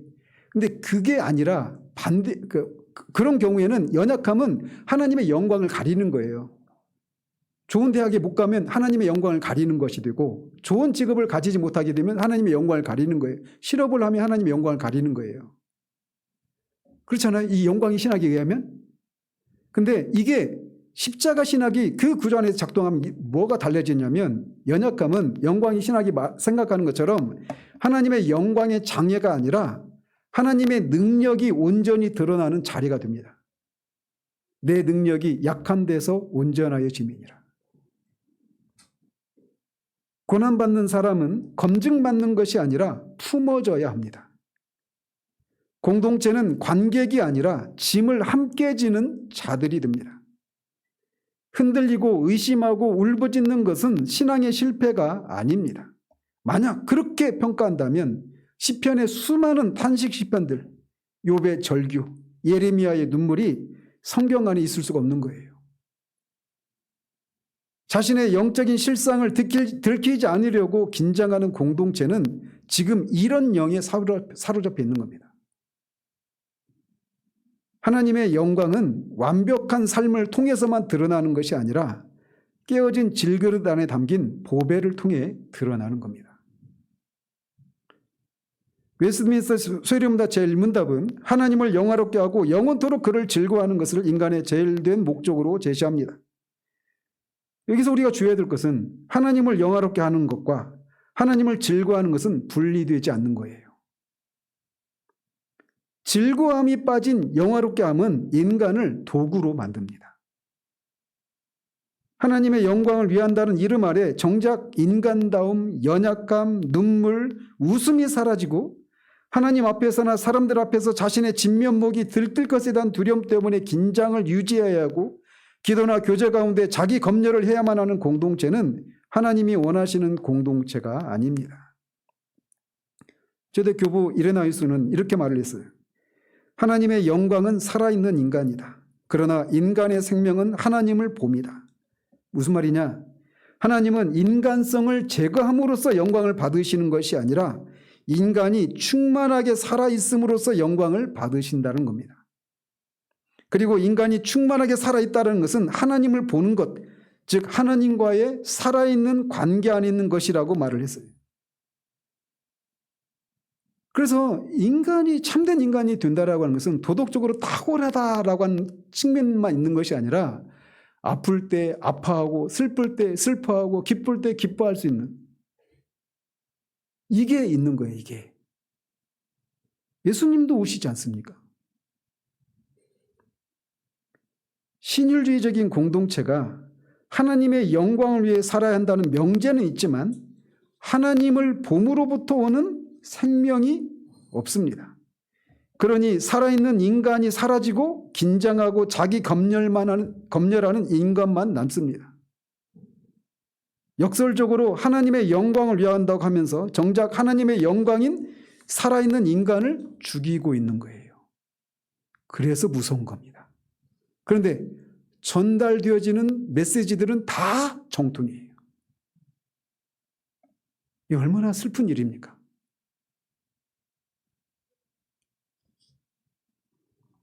저는 이거를 제가 경험했던 그 공동체를 특정해서 막 비난하기 위한 것이 아닙니다. 정말 과장이 아니라 저는 이것을 준비하는 내내 마음이 너무나 슬퍼요. 특히 제가 오늘 염두에 두고 있는 그 교회의 목사님은 제가 보면 굉장히 진정성이 있으신 분이에요. 제가 살아보지는 않았으니까 이 집 사정은 같이 살아보기 전까지는 모른다는 말이 있어서 속내까지는 잘 모르겠지만 어쨌든 제가 한 4년, 5년 정도 겪어본 바에 의하면 저는 그분의 진정성에 대해서는 의심을 안 씁니다. 그리고 교리적으로도 제가 배울 게 너무나 많은 분이에요. 그래서 슬퍼요. 그런데 이런 현상이 나타나는 거예요.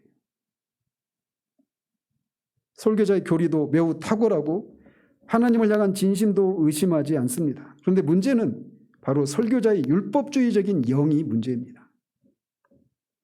그래서 저를 포함한 모든 설교자는 자신의 신학적인 기질, 내가 하나님에 대해서 어떻게 생각하고 있는지, 인간에 대해서 어떻게 생각하고 있는지, 구원을 받는다라고 하는 것은 어떤 생각하고 있는지, 누가 구원의 은혜를 누릴 수 있는지, 누가 하나님의 은혜를 누리고 하나님의 사랑을 누릴 수 있는지, 이 신학적인 기질이 공개적인 설교를 통해서도 나타나지만 평소에 사람을 대하는 크고 작은 행동들 속에서 공동체에 전수되는 거예요. 밥을 먹을 때든지 사람을 만날 때든지 상담을 할 때든지 뭐 크고 작은 그런 스몰 토킹을 할 때든지 어떤 뭐 신학적인 어떤 진지한 얘기를 할 때든지 그런 사람들을 대하는 눈빛 하나 말투 하나 이런 것 속에서 설교자의 그 어떤 기질이 전달되는 겁니다. 근데 그 기질이 율법적 영을 띠고 있을 때 아무리 정통한 교리를 선포해도 공동체는 율법의 무게 아래 살게 되는 겁니다. 그래서 그 안에서 그러니까 살아남는 자만 살아남는 거예요. 그러니까 정글이 되어버리죠. 정글이에요, 정글. 그런 면에서 결론적으로 말씀을 드리면 설교 저를 포함해서도 마찬가지입니다. 저를 포함한 설교자에게 필요한 자기 점검 질문들을 우리가 돌아봐야 돼요. 이 목록을 수도 없이 많이 제시할 수 있는데 몇 가지만 말씀드리면 나의 설교를 들은 사람들이 느끼는 지배적인 감정이 무엇인지, 복음의 기쁨인지 아니면 무엇인가를 해야만 한다고 하는 그런 요구 앞에서 느끼는 심리적인 압박과 무게감인지, 나는 하나님의 은혜를 출발점으로 설교하고 있는지 아니면 내가 순종하고 해야 그 은혜에 도달한다라고 하는 이런 은혜를 도달점으로 설교하고 있는지 돌아봐야 합니다. 그러니까 죄를 죽여야 그 은혜의 지배를 받는다. 이건 은혜가 도달점이죠. 목적지로 제시되고 있죠. 우리가 이미 그리스도 안에서 죄의 지배를 벗어난 사람이라고 하는 그 은혜를 받은 사람이라고 하는 그 은혜를 출발점으로 살고, 그러니 우리는 죄를 죽여야 되는데 우리 힘으로 안 되니 성령의 능력을 힘입어서 해야 된다. 성령의 힘을 해야 되는데 그 당위로서 되지 않으니 그리스도의 영광을 바라보고 그 그리스도의 영광이 우리가 매료될 때 자연스럽게 우리가 죄를 이기고 육체의 정욕을 이기고 그리스도를 따르는 삶을 살 수 있게 된다. 이렇게 가야지. 그 은혜를 목적지로 제시되면 우리는 이 율법, 그 신율주의에 빠지게 되는 거예요. 또 회개와 순종을 촉구할 때 그 근거가 그리스도의 사랑인지 아니면 하나님의 영광을 위한 삶을 살아내지 못한 것에 대한 하나님의 책망이나 실망인지. 우리가 그렇게 살지 못하는 사람들을 볼 때 막 안타까운 마음이 일어날 수도 있잖아요. 근데 그 안타까움이 아까 야고보나 요한처럼 감히 우리 주님한테 그렇게 대하다니, 하나님이 얼마나 크신 분인데 하나님의 영광을 위해서 그렇게 살지 못하고 그렇게 예배를 함부로 드리고 그렇게 그런 그 도덕적으로 부도덕한 그런 삶을 살고 하는지, 또는 그리스도께서 이루신 그 구원의 영광이 얼마나 큰데 겨우 그 정도밖에 살지 못하느냐라는 식의 그런 책망조의 이 영이 흘러나오는 권면인지 돌아봐야 돼요. 근데 이게 나는 그렇게 하지 않았어 라고 하는 게 충분하지 않아요. 왜냐하면 이게 그 청중이 그렇게 느끼고 있다면, 그리고 그런 것들이 그냥 암묵적으로 공동체 전체에 그냥 어떤 동의가 되어 있다라면 지금 그게 작동하고 있는 거예요. 율법적인 영이. 또 나의 설교 안에서 연약하고 고난당하는 사람은 어떤 자리에 있는지 돌아봐야 합니다. 검증의 대상인지, 정말 저 집사님이 저 권사님이 저런 고통 가운데 얼마나 잘 버티고 얼마나 기쁨 평강을 잃어버리지 않고 기쁨을 누리고 감사하고 의연하게 살고 있는지를 지켜보는 관객 입장이 있는지, 아니면 그런 고통 가운데 있는 사람을 품어주고 있는지, 경멸하는 마음이 앞서는가 안타까움이 앞서는가를 돌아봐야 됩니다. 그리고 그 안타까움도 그 사람이 충분히 헌신하지 못하고 있기 때문이라는 생각에서 오는 안타까움인지, 아니면 그 사람이 하나님 은혜를 충분히 향유하지 못하는 데서 오는 안타까움인지도 돌아봐야 돼요. 아주 미묘하죠. 나는 정말 누구든지를 진심으로 믿는지, 영적으로 준비되지 않은 사람도 지금 당장 하나님께 나올 수 있다고 믿는지, 특히나 큰 죄를 범한 지체들을 향해 어느 정도의 통렬한 회개의 과정을 거쳐야 한다고 생각하고 있지는 않은지, 다른 지체들도 그 지체를 어떻게 대할지 몰라 하고 있지는 않은지 돌아봐야 됩니다. 그러니까 신유적인 이런 공동체 안 있으면 어떤 큰 죄를 지은 지체를 볼 때 교회가 어떻게 할지를 몰라요. 그 영혼이 회복되기를 위해서 함께 울어주고 하나님 앞에 같이 기도하고 이러기보다도 그냥 어떻게 할지를 모르는 겁니다. 퍼거슨 교수가 지적했듯 이 문제는 교리를 교정하는 문제로 해결되지 않습니다.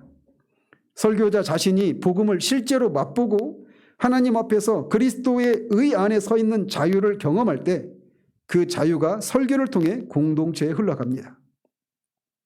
바른 교리는 그 자유의 지적인 근거이지만 자유 자체는 살아계신 그리스도와의 실제적인 연합에서 옵니다.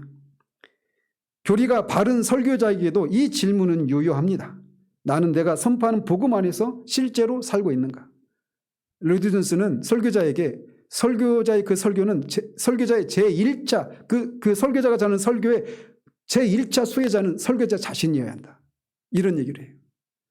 그 설교자가 그 설교에서 진짜 자유를 누리지 못하면 그러면서 어떻게 다른 사람한테 그런 자유를 누릴 수 있다고 생각하겠어요?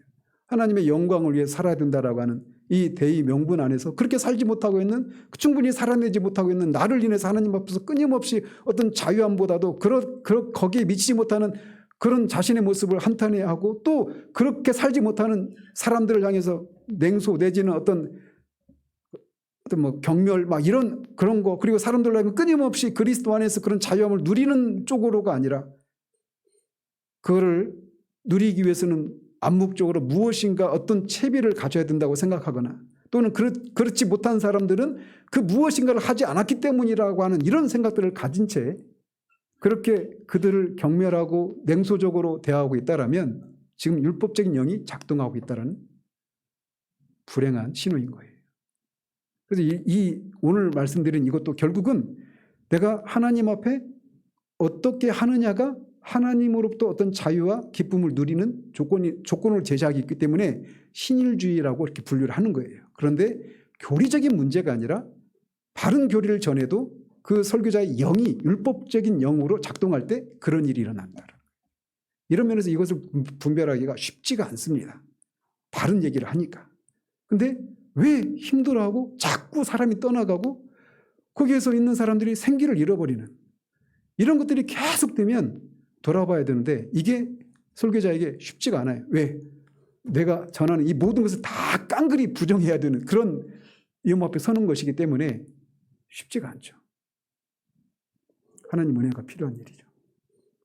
어쨌든 제가 이제 이 구체적인 그 심층을 살피는 이 문제는 제가 조금 더 계속 이어가도록 하겠습니다. 저는 오늘 오전에도 말씀드렸지만 한국교회의 이 설교가, 이 신앙 풍토가 거의 대부분 저는 신율주의적인 이런 것이라 생각해요. 내가 내 쪽에서 무엇인가를 해야 하나님의 은혜를 누릴 수 있다.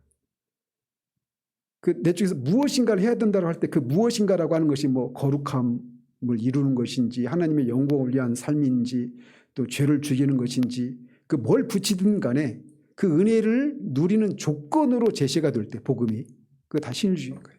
근데 이게 거의 사람들의 이 자연적인 본성에 너무 딱 맞아떨어지는 것이기 때문에 아무런 문제의식을 못 느껴요. 그리고 그 목적이 거룩함을 이루고 죄를 죽이고 하나님의 영광을 위한 것이라고 이 목적을 이렇게 제시하니까 당연히 복음이라고 생각하고 분별을 못하고 그러면서 그 안에서 거기에 동의되는 바잖아요. 거룩함을 이루어야 되고 하나님의 영광을 위해 살아야 되고 다 동의되는데 살지 못하고 있는 그 현실을 인해서 다시 내 내면을 살피고 성찰하고 병적인 자기 성찰을 가지고 끊임없이 그걸 극복하기 위한 또 다른 열심을 내고 그러다가 탈진하게 되는 이 악순환을 계속하는 겁니다.